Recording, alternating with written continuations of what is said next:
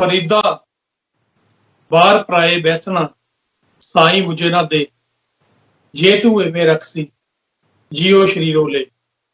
ਧਰਤੀ ਦੇ ਵੱਖ-ਵੱਖ ਖੰਡਾਂ ਤੋਂ ਟੀਵੀ 84 ਦੇ ਇਸ ਪਲੇਟਫਾਰਮ ਦੇ ਉੱਤੇ ਜੁੜ ਚੁੱਕੇ ਸਾਰੇ ਹੀ ਸਰੋਤਿਆਂ, ਸਾਰੇ ਹੀ ਦਰਸ਼ਕਾਂ ਦਾ ਮੈਂ ਆਪ ਜੀ ਦਾ ਹੋਸਟ ਮਨਵੀਰ ਸਿੰਘ ਅੱਜ ਇੱਕ ਵਾਰ ਫੇਰ ਜੀ ਆਇਆਂ ਨੂੰ ਆਪਦਾ ਹੋਇਆ ਪ੍ਰੋਗਰਾਮ ਗੁਫ਼ਤਗੂ ਦੇ ਵਿੱਚ ਫਤਿਹ ਅਰਜ ਕਰਦਾ ਜੀ। ਵਾਹਿਗੁਰੂ ਜੀ ਕਾ ਖਾਲਸਾ, ਵਾਹਿਗੁਰੂ ਜੀ ਕੀ ਫਤਿਹ। ਵਿਊਅਰਸ, ਅੱਜ 6 ਦਿਨ ਦਾ ਉਹ ਦਿਹਾੜਾ ਜਿਸ ਦਿਨ ਸਰਕਾਰ ਵੱਲੋਂ ਸ੍ਰੀ ਅਕਾਲ ਤਖ਼ਤ ਸਾਹਿਬ ਦੇ ਉੱਤੇ ਵਰਤਾਏ ਗਏ ਘੱਲੂਘਾਰੇ ਦੇ ਵਿੱਚ 20ਵੀਂ ਸਦੀ ਦੇ ਮਹਾਨ ਸਿੱਖ ਸੰਤ ਬਾਬਾ ਜਰਨੈਲ ਸਿੰਘ ਜੀ ਖਾਲਸਾ ਭਿੰਡਰਾਂਵਾਲੇ ਤੇ ਉਹਨਾਂ ਦੇ ਤਮਾਮ ਉਹਨਾਂ ਸਾਥੀਆਂ ਦੇ ਅੱਜ ਸ਼ਹੀਦੀ ਦਿਹਾੜੇ ਨੂੰ ਅਸੀਂ ਯਾਦ ਕਰ ਰਹੇ ਹਾਂ। ਉਹਦੇ ਨਾਲ ਨਾਲ ਸ੍ਰੀ ਅਕਾਲ ਤਖ਼ਤ ਸਾਹਿਬ ਦੀ ਜਿਹੜੀ ਬਿਲਡਿੰਗ ਆ ਉਹਦੀ ਸ਼ਹਾਦਤ ਨੂੰ ਵੀ ਯਾਦ ਕਰ ਰਹੇ ਹਾਂ, ਜਿਹੜੀ ਹਿੰਦੁਸਤਾਨੀ ਹਕੂਮਤ ਦੇ ਟੈਂਕਾਂ ਦੇ ਗੋਲਿਆਂ ਦਾ ਸ਼ਿਕਾਰ ਬਣੀ। ਅੱਜ ਸਾਰੀ ਦੁਨੀਆ ਦੇ ਵਿੱਚ ਕੋਈ ਵੀ ਐਸੀ ਅੱਖ ਉਹ ਅਜਿਹੀ ਨਹੀਂ ਹੋਏਗੀ ਜਿਹੜੀ ਨਮ ਨਾ ਹੋਈ ਹੋਏ। ਹਰ ਇੱਕ ਅੱਖ ਅੱਜ ਦਰਬਾਰ ਸਾਹਿਬ ਤੇ ਹੋਏ ਹਿੰਦੂਤਵਾ ਗੌਰਮੈਂਟ ਵੱਲੋਂ ਕੀਤੇ ਗਏ ਘੱਲੂਘਾਰੇ ਦੀ ਯਾਦ ਦੇ ਵਿੱਚ ਅੱਜ ਉਸ ਧਰਤੀ ਤੇ ਟਿਕੀ ਹੋਈ ਸੀ। ਪਰ ਹਕੂਮਤ ਨੇ ਅੱਜ 36 ਸਾਲ ਬੀਤ ਜਾਣ ਤੋਂ ਬਾਅਦ ਵੀ ਜਿਹੜਾ ਉਹਦਾ ਵਰਤੀਰਾ ਉਹਦੇ 'ਚ ਕੋਈ ਤਬਦੀਲੀ ਨਹੀਂ ਲਿਆਂਦੀ। ਜੇ ਥੋੜੀ ਜਿਹੀ ਗੱਲ ਅੱਜ ਦੇ ਜਿਹੜੇ ਮੌਕੇ ਦੀ ਕਰਨੀ ਹੋਵੇ, ਕਿਉਂਕਿ ਨਾਰਥ ਅਮਰੀਕਾ ਦੇ ਵਿੱਚ ਅਸੀਂ ਬੈਠੇ ਹਾਂ ਔਰ ਭਾਰਤ ਦੇ ਵਿੱਚ ਜਿਹੜਾ ਖਾਲਿਸਤਾਨ ਦੀ ਧਰਤੀ ਦੇ ਉੱਤੇ, ਭਾਰਤ ਦੇ ਗੁਆਂਢ ਦੇ ਵਿੱਚ ਖਾਲਿਸਤਾਨ ਦੀ ਧਰਤੀ ਦੇ ਉੱਤੇ ਸ਼੍ਰੀ ਦਰਬਾਰ ਸਾਹਿਬ ਹਰਿਮੰਦਰ ਸਾਹਿਬ ਕੰਪਲੈਕਸ ਦੇ ਵਿੱਚ ਜਿਹੜਾ ਸਰਕਾਰੀ ਜ਼ਬਰ ਹੈ ਉਹ ਅੱਜ ਵੀ ਵੇਖਣ ਨੂੰ ਮਿਲਿਆ। ਪਿਛਲੇ 4-5 ਦਿਨਾਂ ਤੋਂ ਕੰਪਲੈਕਸ ਦੇ ਸਾਰੇ ਦਰਵਾਜ਼ੇ ਬੰਦ ਕਰਕੇ ਸਿਰਫ ਇੱਕ ਦਰਵਾਜ਼ਾ ਖੋਲਿਆ ਗਿਆ ਸੀ ਔਰ ਉਹ ਮਨਸੂਬਾ ਕੀ ਸੀ, ਸਿੱਖ ਤਾਂ ਸਮਝਦੇ ਸੀ, ਪਰ ਸਾਰੀ ਦੁਨੀਆ ਨੂੰ ਅੱਜ ਸਮਝ ਆਇਆ ਕਿ ਅੱਜ ਦਾ ਜਿਹੜਾ ਦਿਨ ਹੈ ਜਦੋਂ ਸਾਰੇ ਪੰਥ ਦੇ ਵਿੱਚੋਂ ਪੰਥਕ ਜਥੇਬੰਦੀਆਂ ਦੇ ਨੁਮਾਇੰਦੇ ਆਪਣੇ ਸ਼ਹੀਦਾਂ ਨੂੰ ਯਾਦ ਕਰਨ, ਉਹਨਾਂ ਦੀ ਅਰਦਾਸ ਕਰਨ ਉੱਥੇ ਪਹੁੰਚਦੇ ਨੇ। ਉਹਨਾਂ ਨੂੰ ਰੋਕਿਆ ਜਾਣਾ ਸੀ, ਉਹ ਰੋਕਿਆ ਗਿਆ। ਸੋ ਖੈਰ, ਦੁਸ਼ਵਾਰੀਆਂ ਦੀ ਜਿਹੜੀ ਲਾਈਨ ਹੈ ਉਹ ਬੜੀ ਲੰਬੀ ਆ, ਦਸਤੂਰ ਚੱਲ ਰਹੀ ਹੈ ਖੋਤੀ ਆਜ਼ਾਦੀ ਤੋਂ ਬਾਅਦ। ਔਰ ਇਸੇ ਕੜੀ ਦਾ ਇਹ ਹਿੱਸਾ ਇਹ ਯਾਦ ਕਰਨਾ ਜਿਹੜਾ ਜ਼ਰੂਰੀ ਸੀ ਤਾਂ ਕਿ ਜਿਹੜੇ ਸਾਡੇ ਨਾਰਥ ਅਮਰੀਕਾ ਦੇ ਵਿੱਚ ਦਰਸ਼ਕ ਨੇ ਉਹਨਾਂ ਨੂੰ ਇਸ ਗੱਲ ਦਾ ਪਤਾ ਲੱਗ ਸਕੇ। ਸੋ ਅੱਜ ਇਸ ਘੱਲੂਘਾਰੇ ਦੇ ਸੰਬੰਧ ਵਿੱਚ ਸਾਡੇ ਨਾਲ ਐਸੀ ਸ਼ਖਸੀਅਤ ਜੁੜੀ ਹੈ ਜਿਨ੍ਹਾਂ ਨੂੰ ਅਸੀਂ ਸਿੱਖਾਂ ਦੀ ਆਵਾਜ਼ ਵੀ ਕਹਿ ਸਕਦੇ ਹਾਂ ਯੂਐਨ ਦੇ ਵਿੱਚ। ਡਾਕਟਰ ਇਕਤਦਾਰ ਕਰਾਮਤ ਚੀਮਾ डॉक्टर साहब हिस्टोरियन ने और पॉलिटिकल एनालिसिस ने यूएन दे विच और लगातारता दे नाल ये ह्यूमन राइट्स दे जेहड़े मुद्दे ने उन्हां नूं उठाउंदे ने और नाल सिख कौम दी भी जिहड़ी आवाज़ बन के जिहड़ी अंतरराष्ट्रीय भाईचारे दे विच हमेशा जिहड़ा अपना फर्ज निभाउंदे ने। सो डॉक्टर साहब, सब तो पहला जी आया प्रोग्राम दे विच वाहिगुरू जी का खालसा, वाहिगुरू जी की फतेह। हाँ जी सिंह साहब, बहुत बहुत धन्यवाद। अस्सलाम वालेकुम ते वाहिगुरू जी खालसा, वाहिगुरू जी की फतेह तुहानू ते सुनने वाले सारे श्रोतियां नू जी। डॉक्टर साहब, अज 6 जून का वो दिहाड़ा जिस दिन हिंदुस्तान की नापाक फौज के पैर जिहड़े ने हमला उन्होंने 1 जून तो शुरू किया और अज उन्होंने जिहड़ा उन्होंने अंजाम दिता और उस तख्त की अजमत के लिए संत बाबा जरनैल सिंह जी खालसा पिंडरांवाले ते उन्होंने साथियां ने अपने जिहड़े बचन सी वो पगाए। 72 घंटे उन्होंने दरबार साहब की खंदूक दे विच समय दीआं 3 न्यूक्लियर पावरां जिहदे विच हिंदुस्तान सिद्धे तौर ते रशिया एजेंसी KGB और दे नाल ब्रिटिश जिहड़ी SAS उन्हां दी एजेंसी है उन्होंने पूरा साथ जिहड़ा उस समय दी हिंदुस्तान की आपे बनी पटरानी इंदिरा गांधी दा दिता और सिखां दे सीने दे उत्ते ऐसा जख्म छड्डिया जिहड़ा रहंदी दुनिया तक कदे भी नहीं भर सकेगा। और अज उस घुल्लूघारे दी असीं 76वीं याद जिहड़ी आ मना रहे हैं। डॉक्टर साहब, सब तो पहला एक पंजाबी होण दे नाते तुहाडा जिहड़ा की इहदे उत्ते एनालिसिस है कि ਇਹ वजाहत बणियां की कारण बने कि ਇਹ ਜਿਹੜਾ ऐसा ਵੱਡਾ ਵਿਤਰਾਨ ਦਾ ਜਿਹੜਾ ਨਾ ਭੁੱਲਣ ਵਾਲਾ ਜਿਹੜਾ ਹਿੰਦੁਸਤਾਨੀ ਹਕੂਮਤ ਨੇ ਸਿੱਖਾਂ ਦੇ ਉੱਤੇ ਤੇ ਸਾਰੇ ਪੰਜਾਬ ਦੀ ਧਰਤੀ ਦੇ ਉੱਤੇ ਜਿਹੜਾ ਕਹਿਰ ਬਰਸਾਇਆ, ਉਹਦੇ ਪਿਛੋਕੜ ਦੇ ਵਿੱਚ ਤੁਸੀਂ ਕੀ ਵੇਖਦੇ? हाँ जी खालसा जी, ਜਦੋਂ ਆਪਾਂ ਦਰਬਾਰ ਸਾਹਿਬ ਦੇ ਉੱਤੇ ਜਿਹੜਾ ਹਿੰਦੁਸਤਾਨ ਦਾ ਹਮਲਾ ਹੋਇਆ ਹੈ ਉਹਦੀ ਗੱਲ ਕਰ ਰਹੇ ਹਾਂ ਤੇ ਸਿਰਫ ਸਿੱਖਾਂ ਨਾਲ ਸੰਬੰਧੀ ਨਹੀਂ। ਦਰਬਾਰ ਸਾਹਿਬ ਉਹ ਇਤਿਹਾਸਕ ਸਥਾਨ ਹੈ ਜਿਹਦਾ ਨੀਂਹ ਪੱਥਰ ਸਾਈਂ ਮੀਆਂ ਮੀਰ ਨੇ ਰੱਖਿਆ ਸੀ ਤੇ ਜਿਹੜਾ ਜੀ ਸਿੱਖ ਮੁਸਲਮਾਨ ਭਾਈਚਾਰੇ ਦੀ ਅਲਾਮਤ ਹੈ।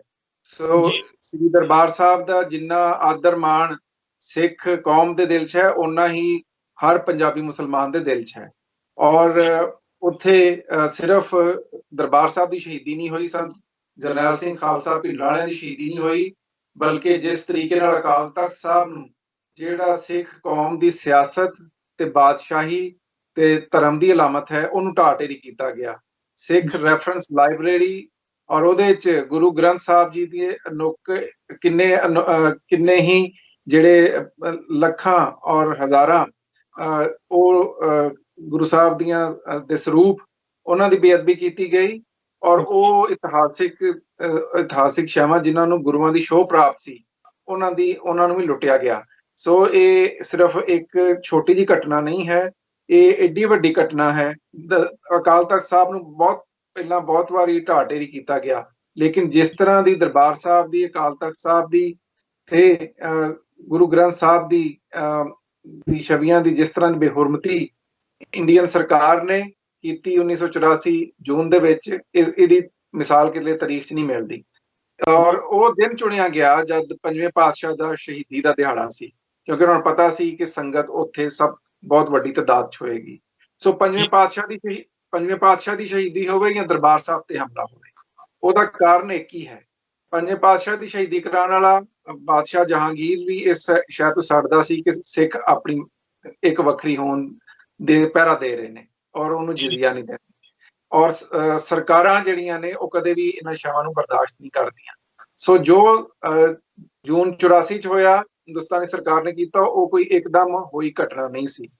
ਉਸ ਘਟਨਾ ਦੇ ਪਿੱਛੇ ਸਦੀਆਂ, ਜਿਸ ਤਰ੍ਹਾਂ ਤੁਹਾਨੂੰ ਪਤਾ ਕਿ ਰੰਧਾਵਾ ਸਾਹਿਬ ਨੇ ਕਿਹਾ ਸੀ ਸਦੀਆਂ ਦਾ ਵੈਰ, 5 ਸਦੀਆਂ ਦਾ ਵੈਰ। ਸੋ ਇਹ 5 ਸਦੀਆਂ ਦਾ ਵੈਰ ਉਦੋਂ ਹੀ ਸ਼ੁਰੂ ਹੋ ਗਿਆ ਸੀ ਜਦੋਂ ਗੁਰੂ ਨਾਨਕ ਦੇਵ ਨੇ ਜਿਹੜਾ ਸੀ ਉਹ ਜਨੇਊ ਨਹੀਂ ਸੀ ਪਾਈ ਉਸ ਕੌਮ ਦੀ ਜਿਹਨੇ ਹਿੰਦੁਸਤਾਨ ਦੇ ਲੋਕਾਂ ਨੂੰ ਜਾਤੀਵਾਦ 'ਚ ਛੂਤ ਛਾਤ 'ਚ ਵੰਡੇ ਰੱਖਿਆ। ਸੋ ਉਸ ਸਮੇਂ ਤੋਂ ਲੈ ਕੇ ਤੁਸੀਂ ਇਹ ਦੇਖੋ ਕਿ ਭਾਵੇਂ ਪੰਜਵੇਂ ਪਾਤਸ਼ਾਹ ਦੀ ਸ਼ਹੀਦੀ ਹੋਵੇ, ਉਹਨਾਂ ਦੇ ਬਾਰੇ ਵੀ ਦਰਬਾਰ ਦੇ ਵਿੱਚ ਬਾਦਸ਼ਾਹ ਦੇ ਕੰਨ ਭਰਨ ਵਾਲੀ ਇੱਕ ਖਾਸ ਕੌਮ ਦੇ ਆਗੂ ਸਨ। ਭਾਵੇਂ ਜਦੋਂ ਛੇਵੇਂ ਪਾਤਸ਼ਾਹ ਮੀਰੀ ਤੇ ਪੀਰੀ ਦੀਆਂ 2 ਤਲਵਾਰਾਂ ਪਾ ਕੇ ਮੀਰੀ ਤੇ ਪੀਰੀ ਦੇ 2 ਝੰਡੇ ਝੁਲਾਉਂਦੇ ਨੇ, ਉਹਨਾਂ ਨੂੰ ਵੀ ਜਿਹੜਾ ਹੈ ਅਕਾਲ ਤਖਤ ਸਾਹਿਬ ਤੋਂ ਦੂਰ ਕਰਨ 'ਚ ਇਹ ਖਾਸ ਕੌਮ ਦਾ ਹੱਥ ਰਿਹਾ ਹੈ। ਔਰ ਫਿਰ ਬਾਅਦ ਦੇ ਵਿੱਚ 10ਵੇਂ ਪਾਤਸ਼ਾਹ ਦੇ ਨਾਲ ਜਿਸ ਕੌਮ ਨੇ ਲੜਾਈ ਕੀਤੀ ਪਹਾੜੀ ਰਾਜਿਆਂ ਨੇ, ਉਹ ਵੀ ਇਹ ਖਾਸ ਕੌਮ ਦੇ ਲੋਕ ਸਨ। ਉਹ ਹੀ ਜਦੋਂ ਅੱਗੇ ਚੱਲਦਾ ਹੈ ਤੇ ਉਹ ਤੁਹਾਨੂੰ ਪਤਾ ਹੈ ਕਿ ਅੰਗਰੇਜ਼ ਦੇ ਜ਼ਮਾਨੇ ਦੇ ਵਿੱਚ ਜਿਹੜਾ ਹੈ ਉਹ ਆਰੀਆ ਸਮਾਜ ਮੂਵਮੈਂਟ ਚੱਲਦੀ ਹੈ। ਦਰਬਾਰ ਸਾਹਿਬ ਦੇ ਵਿੱਚ ਜਿਹੜਾ ਹੈ ਮਸੰਦ ਲਿਆ ਕੇ ਬਾਏ ਜਾਂਦੇ ਨੇ, ਉੱਥੇ ਮੂਰਤੀ ਪੂਜਾ ਕਰਾਈ ਜਾਂਦੀ ਹੈ ਔਰ ਫਿਰ ਸਿੰਘ ਸਭਾ ਲਹਿਰ ਜਿਹੜੀ ਹੈ ਉਹਨੂੰ ਆਜ਼ਾਦੀ ਦਿਵਾਉਂਦੀ ਹੈ। ਪਰ ਦੁੱਖ ਦੀ ਗੱਲ ਇਹ ਹੈ ਕਿ ਜਦ ਮੌਕਾ ਹੁੰਦਾ ਹੈ ਕਿਸੇ ਕੌਮ ਆਪਣਾ ਰਾਜ ਸਥਾਪਿਤ ਕਰੇ, ਇੱਕ ਕੌਮ ਜਿਹੜੀ ਉਸ ਮੁਲਕ ਦੀ ਵੱਡੀ ਗਿਣਤੀ ਹੈ ਉਹ ਫਿਰ ਸਿੱਖਾਂ ਨੂੰ ਜਿਹੜਾ ਹੈ ਮੂਰਖ ਬਣਾਉਣ 'ਚ ਕਾਮਯਾਬ ਹੋ ਜਾਂਦੀ ਹੈ ਔਰ ਸਿੱਖ 47 ਦੇ ਵਿੱਚ ਆਪਣੇ ਰਾਜ ਦਾ ਹੱਕ ਖਵਾ ਬੈਂਦੇ ਨੇ ਔਰ ਆਪਣਾ ਸਾਰਾ ਕੁਝ ਉਹਨਾਂ ਦੇ ਹੱਥ ਦੇ ਦਿੰਦੇ ਨੇ ਤੇ ਉਹਨਾਂ ਨੂੰ ਕਿਹਾ ਜਾਂਦਾ ਤੁਹਾਨੂੰ ਇੱਕ ਸਪੈਸ਼ਲ ਸਟੇਟਸ ਦਿੱਤਾ ਜਾਏਗਾ, ਤੁਸੀਂ ਹਿੰਦੁਸਤਾਨ ਦੇ ਵਿੱਚ ਸ਼ਾਮਲ ਹੋ ਜਾਓ, ਤੁਹਾਨੂੰ ਅਸੀਂ ਸਪੈਸ਼ਲ ਸਟੇਟਸ ਦੇਵਾਂਗੇ। ਔਰ ਉਹ ਸਪੈਸ਼ਲ ਸਟੇਟਸ ਇਹ ਦਿੱਤਾ ਜਾਂਦਾ ਹੈ ਕਿ ਹਿੰਦੁਸਤਾਨ ਦੇ ਵਿੱਚ ਜਿਸ ਵੇਲੇ ਹਿੰਦੁਸਤਾਨ ਤੇ ਪਾਕਿਸਤਾਨ ਨਾਲ ਦੀਆਂ 2 ਰਿਆਸਤਾਂ ਬਣ ਜਾਂਦੀਆਂ ਤੇ ਸਿੱਖਾਂ ਨੂੰ ਹਿੰਦੁਸਤਾਨ ਵੱਲੋਂ ਕਿਹਾ ਜਾਂਦਾ ਹੈ ਕਿ ਇਹਨਾਂ ਨੂੰ ਜਰਾਇਮ ਪੇਸ਼ਾ ਕੌਮ ਐਲਾਨਿਆ ਜਾਏ। ਉਹ ਸਿੱਖ ਜਿਹੜੇ ਲੁੱਟ ਫੁੱਟ ਕੇ ਜਿਸ ਵੇਲੇ ਪਹੁੰਚਦੇ ਨੇ ਹਿੰਦੁਸਤਾਨ ਵਾਲੀ ਸਾਈਡ ਤੇ ਪੰਜਾਬ 'ਚ, ਤੇ ਉਹਨਾਂ ਦੀ ਡੈਮੋਗ੍ਰਾਫੀ ਚੇਂਜ ਹੋ ਜਾਂਦੀ ਹੈ ਔਰ 56% ਆਬਾਦੀ ਸੀ ਉਸ ਵੇਲੇ ਸਿੱਖਾਂ ਦੀ। ਔਰ ਕੁਝ ਸਾਲਾਂ ਦੇ ਵਿੱਚ ਹੀ ਹੋਰ ਥਾਵਾਂ ਤੋਂ ਲਿਆ ਕੇ ਪੰਜਾਬ ਦੇ ਵਿੱਚ ਹੋਰ ਕੌਮਾਂ ਦੀ ਵਸੋਂ ਕੀਤੀ ਜਾਂਦੀ ਹੈ ਤਾਂ ਕਿ ਸਿੱਖ ਜਿਹੜਾ ਉੱਥੇ ਮੈਜੋਰਟੀ 'ਚ ਹੈ ਉਹ ਮਾਈਨੋਰਟੀ 'ਚ ਬਦਲ ਜਾਏ ਔਰ ਉਹੀ ਸਿੱਖ ਜਿਹੜਾ 56% ਹੈ ਉਹ ਬਹੁਤ ਛੇਤੀ 52% ਹੋ ਜਾਂਦਾ ਹੈ। ਉੱਥੇ ਪੰਜਾਬ ਦੇ ਵਿੱਚ ਜਿਹੜਾ ਹੈ ਉਹ ਹੋਰ ਪੰਜਾਬੀ ਉਸ ਕੌਮ ਦੇ ਉਹ ਕਹਿੰਦੇ ਨੇ ਪੰਜਾਬੀ ਸਾਡੀ ਮਾਂ ਬੋਲੀ ਨਹੀਂ, ਸਾਡੀ ਮਾਂ ਬੋਲੀ ਹਿੰਦੀ ਹੈ, ਤਾਂ ਕਿ ਪੰਜਾਬੀ ਸੂਬਾ ਨਾ ਬਣ ਸਕੇ। ਉਸੇ ਪੰਜਾਬ ਦੇ ਵਿੱਚ ਨਹਿਰਾਂ ਜਿਹੜੀਆਂ ਨੇ ਉਹ ਪੰਜਾਬ ਨੂੰ ਸਰਾਪ ਕਰਨ ਦੀ ਬਜਾਏ ਹਰਿਆਣਾ ਨੂੰ ਪਾਣੀ ਦਿੰਦੀਆਂ ਨੇ ਤੇ ਰਾਜਸਥਾਨ ਨੂੰ ਦਿੰਦੀਆਂ ਨੇ। ਡੈਮ ਪੰਜਾਬ 'ਚ ਬਣਦੇ ਨੇ ਪਰ ਉਹਦੀ ਬਿਜਲੀ ਕਿਸੇ ਹੋਰ ਥਾਂ ਦਿੱਤੀ ਜਾਂਦੀ ਹੈ। ਸੋ ਇਹਨਾਂ ਸਾਰੇ ਕਾਰਨਾਂ ਨੂੰ ਜਦੋਂ ਤੁਸੀਂ ਇਕੱਠਾ ਕਰਕੇ ਦੇਖਦੇ ਹੋ ਤਾਂ ਇੱਕੋ ਚੀਜ਼ ਦਾ ਪਤਾ ਚੱਲਦਾ ਹੈ ਕਿ ਜਦ ਹਿੰਦੁਸਤਾਨ ਦੇ ਵਿੱਚ ਆਬਾਦੀ ਦਾ ਤਬਾਦਲਾ ਹੋਇਆ, ਜਾਂ ਜਿਹਨੂੰ ਸੋ ਕਾਲਡ ਆਜ਼ਾਦੀ ਕਹੀ ਜਾਂਦੀ ਹੈ, ਤੇ ਉਹਦੇ ਵਿੱਚ ਸਿੱਖ ਕੌਮ ਉਸ ਵੇਲੇ ਆਪਣਾ ਸਭ ਕੁਝ ਹਾਰ ਗਈ। ਔਰ ਉਹਦੇ ਬਾਅਦ ਉਸ ਮੁਲਕ ਦਾ ਸੰਵਿਧਾਨ ਅੱਜ ਤੱਕ ਜਿਹੜਾ ਹੈ ਸਿੱਖਾਂ ਨੂੰ ਪੇਸ਼ਾਦਾਰੀ ਹਿੰਦੂ ਧਾਰਾ 25(2) ਐਲਾਨ ਰਹੀ ਹੈ, ਔਰ ਅੱਜ ਵੀ ਸਿੱਖਾਂ ਨੂੰ ਵੱਖਰੀ ਹੋਣ ਦਾ ਜਿਹੜਾ ਉਹਨਾਂ ਦਾ ਹੱਕ ਹੈ ਉਹ ਨਹੀਂ ਦੇ ਰਹੀ। ਸੋ ਉਸੇ ਵੱਖਰੀ ਹੋਣ ਦੇ ਵਾਸਤੇ ਜਦੋਂ ਸਿੱਖ ਜਿਹੜੇ ਨੇ ਆਪਣਾ right of internal self determination ਵਰਤਦਿਆਂ ਹੋਇਆਂ ਅਨੰਦਪੁਰ ਸਾਹਿਬ ਦਾ ਮਤਾ ਪਾਸ ਕਰਦੇ ਨੇ ਤੇ ਉਹਨੂੰ ਵੱਖਵਾਦ ਦੇ ਨਾਲ ਜੋੜਨ ਦੀ ਕੋਸ਼ਿਸ਼ ਕੀਤੀ ਜਾਂਦੀ ਹੈ। ਔਰ ਉਹਨਾਂ ਸਾਰਿਆਂ ਸਿੱਖਾਂ, ਔਰ ਤੁਸੀਂ ਇਹ ਦੇਖੋ ਕਿ ਮੈਂ ਹਮੇਸ਼ਾ ਇਹ ਕਹਿੰਦਾ ਕਿ ਜਿਹੜਾ ਆਪਣੀ ਕੌਮ ਦਾ ਆਪਣਾ ਫੈਸਲਾ ਕਰਨ ਦਾ ਅਧਿਕਾਰ ਹੈ ਯੂਨਾਈਟਿਡ ਨੇਸ਼ਨ ਨੇ ਦਿੱਤਾ ਹੈ। ਰਾਈਟ ਆਫ ਸੈਲਫ ਡਿਟਰਮੀਨੇਸ਼ਨ ਜਿਹੜਾ ਹੈ UN ਦੇ ਚਾਰਟਰ ਦਾ ਹਿੱਸਾ ਹੈ, ਔਰ ਉਹਦੀਆਂ ਦੋ ਕਿਸਮਾਂ, ਇੱਕ ਹੈ ਇੰਟਰਨਲ ਸੈਲਫ ਡਿਟਰਮੀਨੇਸ਼ਨ ਕਿ ਤੁਸੀਂ ਕਿਸੇ ਦੇਸ਼ ਦੇ ਵਿੱਚ ਰਹਿੰਦਿਆਂ ਹੋਇਆਂ ਆਪਣੇ ਅਧਿਕਾਰਾਂ ਦੀ ਗੱਲ ਕਰੋ, ਉਹਨੂੰ ਕਿਹਾ ਜਾਂਦਾ ਹੈ ਇੰਟਰਨਲ ਸੈਲਫ ਡਿਟਰਮੀਨੇਸ਼ਨ। ਜਿਹੜਾ ਮਤਾ ਸਿੱਖਾਂ ਨੇ ਪਾਸ ਕੀਤਾ ਅਨੰਦਪੁਰ ਸਾਹਿਬ ਦਾ, ਉਹ ਮਤਾ ਅਸਲ 'ਚ right of internal self determination ਦਾ ਵਰਤਾਰਾ ਹੀ ਸੀ, ਪਰ ਉਹਨੂੰ ਕਿਸੇ ਨੇ ਕੋਈ ਸਮਾਨਤਾ ਨਹੀਂ ਦਿੱਤੀ।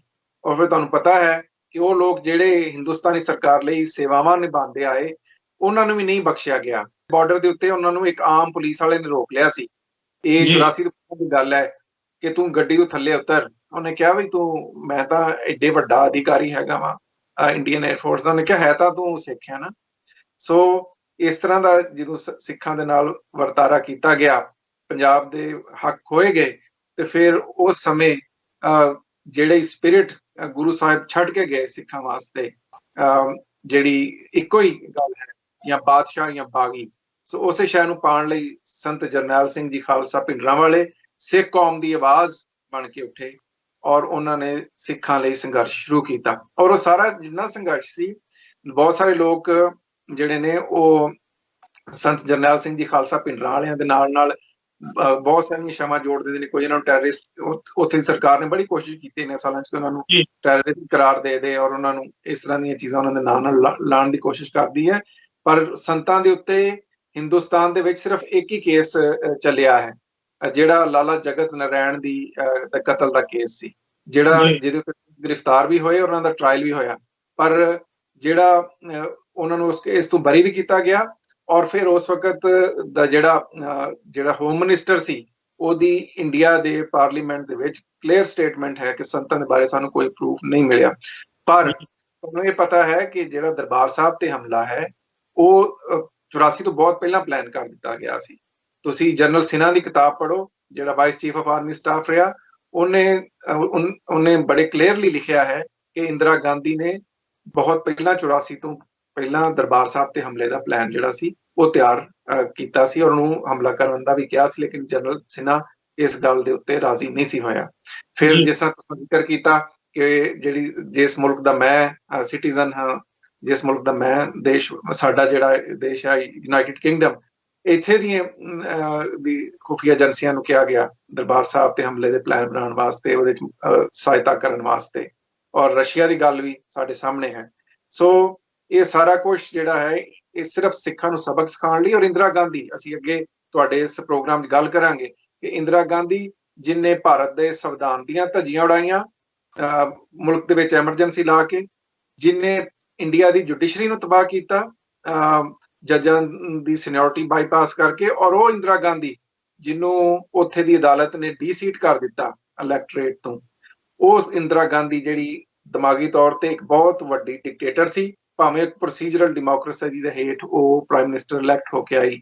ਉਹ ਸਿੱਖਾਂ ਨੂੰ ਸਬਕ ਸਿਖਾਉਣ ਲਈ ਤੇ ਆਉਣ ਵਾਲੇ ਸਮੇਂ 'ਚ ਇਲੈਕਸ਼ਨ ਜਿੱਤਣ ਲਈ ਉਹਨੇ ਦਰਬਾਰ ਸਾਹਿਬ ਤੇ ਹਮਲਾ ਕਰਕੇ ਸਿੱਖਾਂ ਦੇ ਹਿਰਦੇ ਵਲੂੰਦਰੇ, ਔਰ ਹਮੇਸ਼ਾ ਲਈ ਸਿੱਖ ਕੌਮ ਜਿਹੜੀ ਭਾਰਤ ਲਈ ਆਜ਼ਾਦੀ ਦੇ ਬਾਅਦ ਕੁਰਬਾਨੀਆਂ ਕਰਦੀ ਆਈ, ਜੰਗਾਂ ਦੇ ਵਿੱਚ ਆਪਣਾ ਲਹੂ ਦੇ ਕੇ ਜਿਹੜਾ ਹੈ ਉਹ ਬਾਕੀ ਦੇ ਭਾਰਤ ਨੂੰ ਬਚਾਉਂਦੀ ਆਈ, ਉਹਨਾਂ ਨੂੰ ਹਮੇਸ਼ਾ ਲਈ ਵੱਖ ਕਰ ਦਿੱਤਾ ਬਾਕੀ ਦੇ ਭਾਰਤ ਤੋਂ।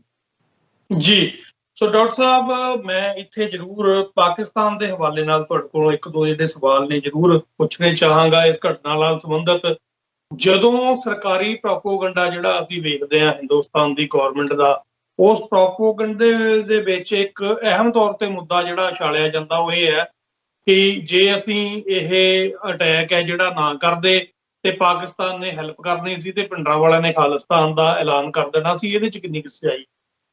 ਦੇਖੋ ਜੀ, ਜਿਹੜੀ ਇਹ ਇੰਡੀਅਨ ਪ੍ਰੋਪੋਗੈਂਡਾ ਹੈ। ਪਹਿਲੀ ਗੱਲ ਜਿਹੜੀ ਮੈਂ ਕੀਤੀ ਹੈ ਸੰਤਾਂ ਦੇ ਬਾਰੇ, ਤੁਸੀਂ ਸੰਤਾਂ ਦੀਆਂ ਮੈਂ ਸਾਰੀਆਂ ਸਪੀਚਸ ਸੁਣੀਆਂ। ਮੈਂ ਤਾਂ 84 ਚ ਮੇਰੀ 1984 ਚ ਮੇਰੀ ਉਮਰ ਸਿਰਫ 4 ਸਾਲ ਸੀ, ਪਰ ਮੈਂ ਕਿਉਂਕਿ ਰਿਸਰਚ ਕੀਤੀ ਹੈ ਇਸ ਵਿਸ਼ੇ ਦੇ ਉੱਤੇ, ਸੰਤਾਂ ਦੀ ਜਿੰਨੀਆਂ ਸਪੀਚਾਂ ਸੁਣੀਆਂ ਉਹਨਾਂ ਨੇ ਬੜਾ ਕਲੀਅਰਲੀ ਕਿਹਾ ਉਹਦੇ ਚ ਕਿ ਅਸੀਂ ਤਾਂ ਨਾਲ ਰਹਿਣਾ ਚਾਹੁੰਦੇ ਹਾਂ, ਹੁਣ ਹਿੰਦੁਸਤਾਨ ਦੀ ਰਾਣੀ ਤੇ ਹੈ ਕਿ ਉਹ ਸਾਨੂੰ ਨਾਲ ਰੱਖਦੀ ਹੈ ਜਾਂ ਨਹੀਂ ਰੱਖਦੀ। ਔਰ ਦੂਸਰੇ ਪਾਸੇ ਉਹਨਾਂ ਨੇ ਕਦੇ ਉਸ ਤਰ੍ਹਾਂ ਖੁੱਲ ਕੇ ਪ੍ਰਚਾਰ ਨਹੀਂ ਕੀਤਾ ਵੀ ਅਸੀਂ ਖਾਲਿਸਤਾਨ ਬਣਾਉਣ ਜਾ ਰਹੇ ਹਾਂ ਜਾਂ ਦੇਸ਼ ਵੱਖਰਾ ਕਰਨ ਜਾ ਰਹੇ ਹਾਂ ਜਾਂ ਅਸੀਂ ਜਿਹੜਾ ਕੁਝ ਕਰ ਰਹੇ ਹਾਂ ਇਹਦਾ ਮਕਸਦ ਜਿਹੜਾ ਹੈ ਉਹ ਇੱਕ ਵੱਖਰੇ ਦੇਸ਼ ਦੀ ਉਸਾਰੀ ਕਰਨਾ ਹੈ। ਉਹਨਾਂ ਜ਼ਰੂਰ ਕਿਹਾ ਸੀ ਕਿ ਜਿੱਦਣ ਦਰਬਾਰ ਸਾਹਿਬ ਦੇ ਵਿੱਚ ਹਿੰਦੁਸਤਾਨ ਦੀ ਨਾਪਾਕ ਫੌਜ ਦੇ ਕਦਮ ਪੈਣਗੇ ਉਦਣ ਇਹਦੀ ਨੀਂਹ ਰੱਖੀ ਜਾਏਗੀ। ਔਰ ਇਹ ਵੀ ਕਿਹਾ ਸੀ ਕਿ ਦੇਣਗੇ ਤੇ ਲੈ ਲਾਂਗੇ।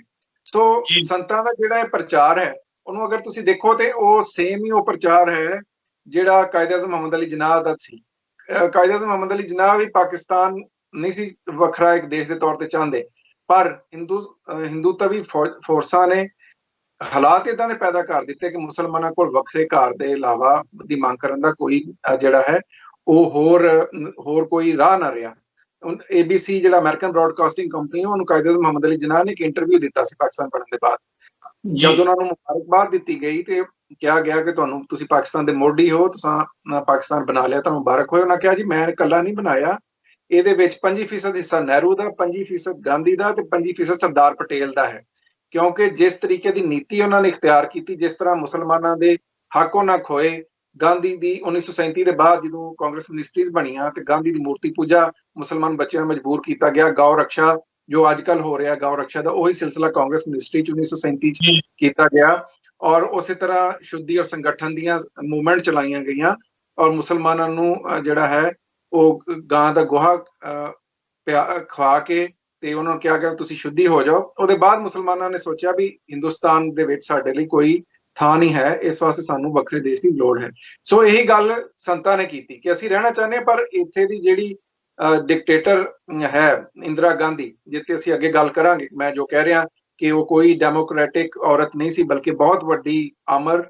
ਔਰ ਅਗਰ ਕੋਈ ਅਗਰ ਮੁਲਕ ਸਹੀ ਤੌਰ ਤੇ ਡੈਮੋਕ੍ਰੈਟ ਜਾਂ ਜਮਹੂਰੀ ਮੁਲਕ ਹੋਵੇ ਤੇ ਉਹਨੂੰ ਹਾਈ ਟ੍ਰੀਜ਼ਨ ਵਾਸਤੇ ਇਹ ਜੀ ਔਰਤ ਨੂੰ ਮਰਨ ਦੇ ਬਾਅਦ ਵੀ ਟ੍ਰਾਇਲ ਕਰਨਾ ਚਾਹੀਦਾ। ਆਪਾਂ ਇੱਥੇ ਬਾਅਦ ਚ ਗੱਲ ਕਰਾਂਗੇ, ਪਰ ਇਹ ਪ੍ਰੋਪੋਗੈਂਡਾ ਹੈ ਇੰਡੀਆ ਦਾ ਹੈ ਕਿ ਜੀ ਅਗਰ ਉੱਥੇ ਇੰਡੀਆ ਦਰਬਾਰ ਸਾਹਿਬ ਤੇ ਉਸ ਵੇਲੇ ਹਮਲਾ ਨਾ ਕਰਦਾ ਤੇ ਪਾਕਿਸਤਾਨੀ ਫੌਜ ਆ ਜਾਂਦੀ।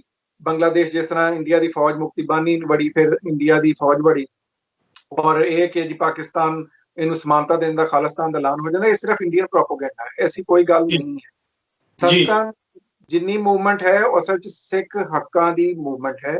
ਸੰਤਾਂ ਨੇ ਜਿਹੜੀ ਗੱਲ ਕੀਤੀ ਉਹ ਜਿਹੜੀ ਸਿੱਖ ਹੋਂਦ ਬਚਾਉਣ ਦੀ ਗੱਲ ਹੈ। ਔਰ ਇੰਡੀਅਨ ਸਰਕਾਰ ਜਿਸ ਤਰ੍ਹਾਂ ਸਿੱਖੀ ਦੇ ਸਿਧਾਂਤ ਨੂੰ ਢਾਹ ਲਾ ਰਹੀ ਸੀ, ਉਸ ਢਾਹ ਨੂੰ ਰਿਪੇਅਰ ਕਰਨ ਲਈ ਸੰਤਾਂ ਨੇ ਸਾਰੀ ਮੂਵਮੈਂਟ ਚਲਾਈ ਤਾਂ ਕਿ ਸਿੱਖਾਂ ਦੀ ਹੋਂਦ ਬਚੇ, ਸਿੱਖਾਂ ਦੀ ਇੱਜ਼ਤ ਬਹਾਲ ਹੋਏ ਔਰ ਸਿੱਖੀ ਸਿਧਾਂਤ ਨੂੰ ਢਾਹ ਨਾ ਲਾਈ ਜਾ ਸਕੇ। ਪਰ ਇੰਡੀਅਨ ਸਰਕਾਰ ਨੇ ਇਹ ਬਹੁਤ ਪ੍ਰੋਪੋਗੈਂਡਾ ਕੀਤਾ। ਤੁਸੀਂ ਇਹ ਦੇਖੋ ਕਿ ਪਾਕਿਸਤਾਨ ਉਸ ਵੇਲੇ ਕਿਸ ਤਰ੍ਹਾਂ ਜਿਹੜਾ ਹੈ ਉਹ ਖਾਲਿਸਤਾਨ ਦੀ ਹਮਾਇਤ ਕਰਦਾ ਜਾਂ ਫੌਜ ਉਤਾਰਦਾ। ਪਾਕਿਸਤਾਨ ਦੇ ਸਿੰਘ ਉਸ ਵੇਲੇ ਫਸੇ ਸੀਗੇ ਰਸ਼ੀਆ ਦੇ ਨਾਲ। ਤੁਹਾਨੂੰ ਪਤਾ ਅਫਗਾਨਿਸਤਾਨ ਤੇ ਉਸ ਵੇਲੇ ਰੂਸ ਆ ਚੁੱਕਿਆ ਸੀ ਔਰ ਰੂਸ ਦਾ ਅਗਲਾ ਨਿਸ਼ਾਨਾ ਪਾਕਿਸਤਾਨ ਸੀ।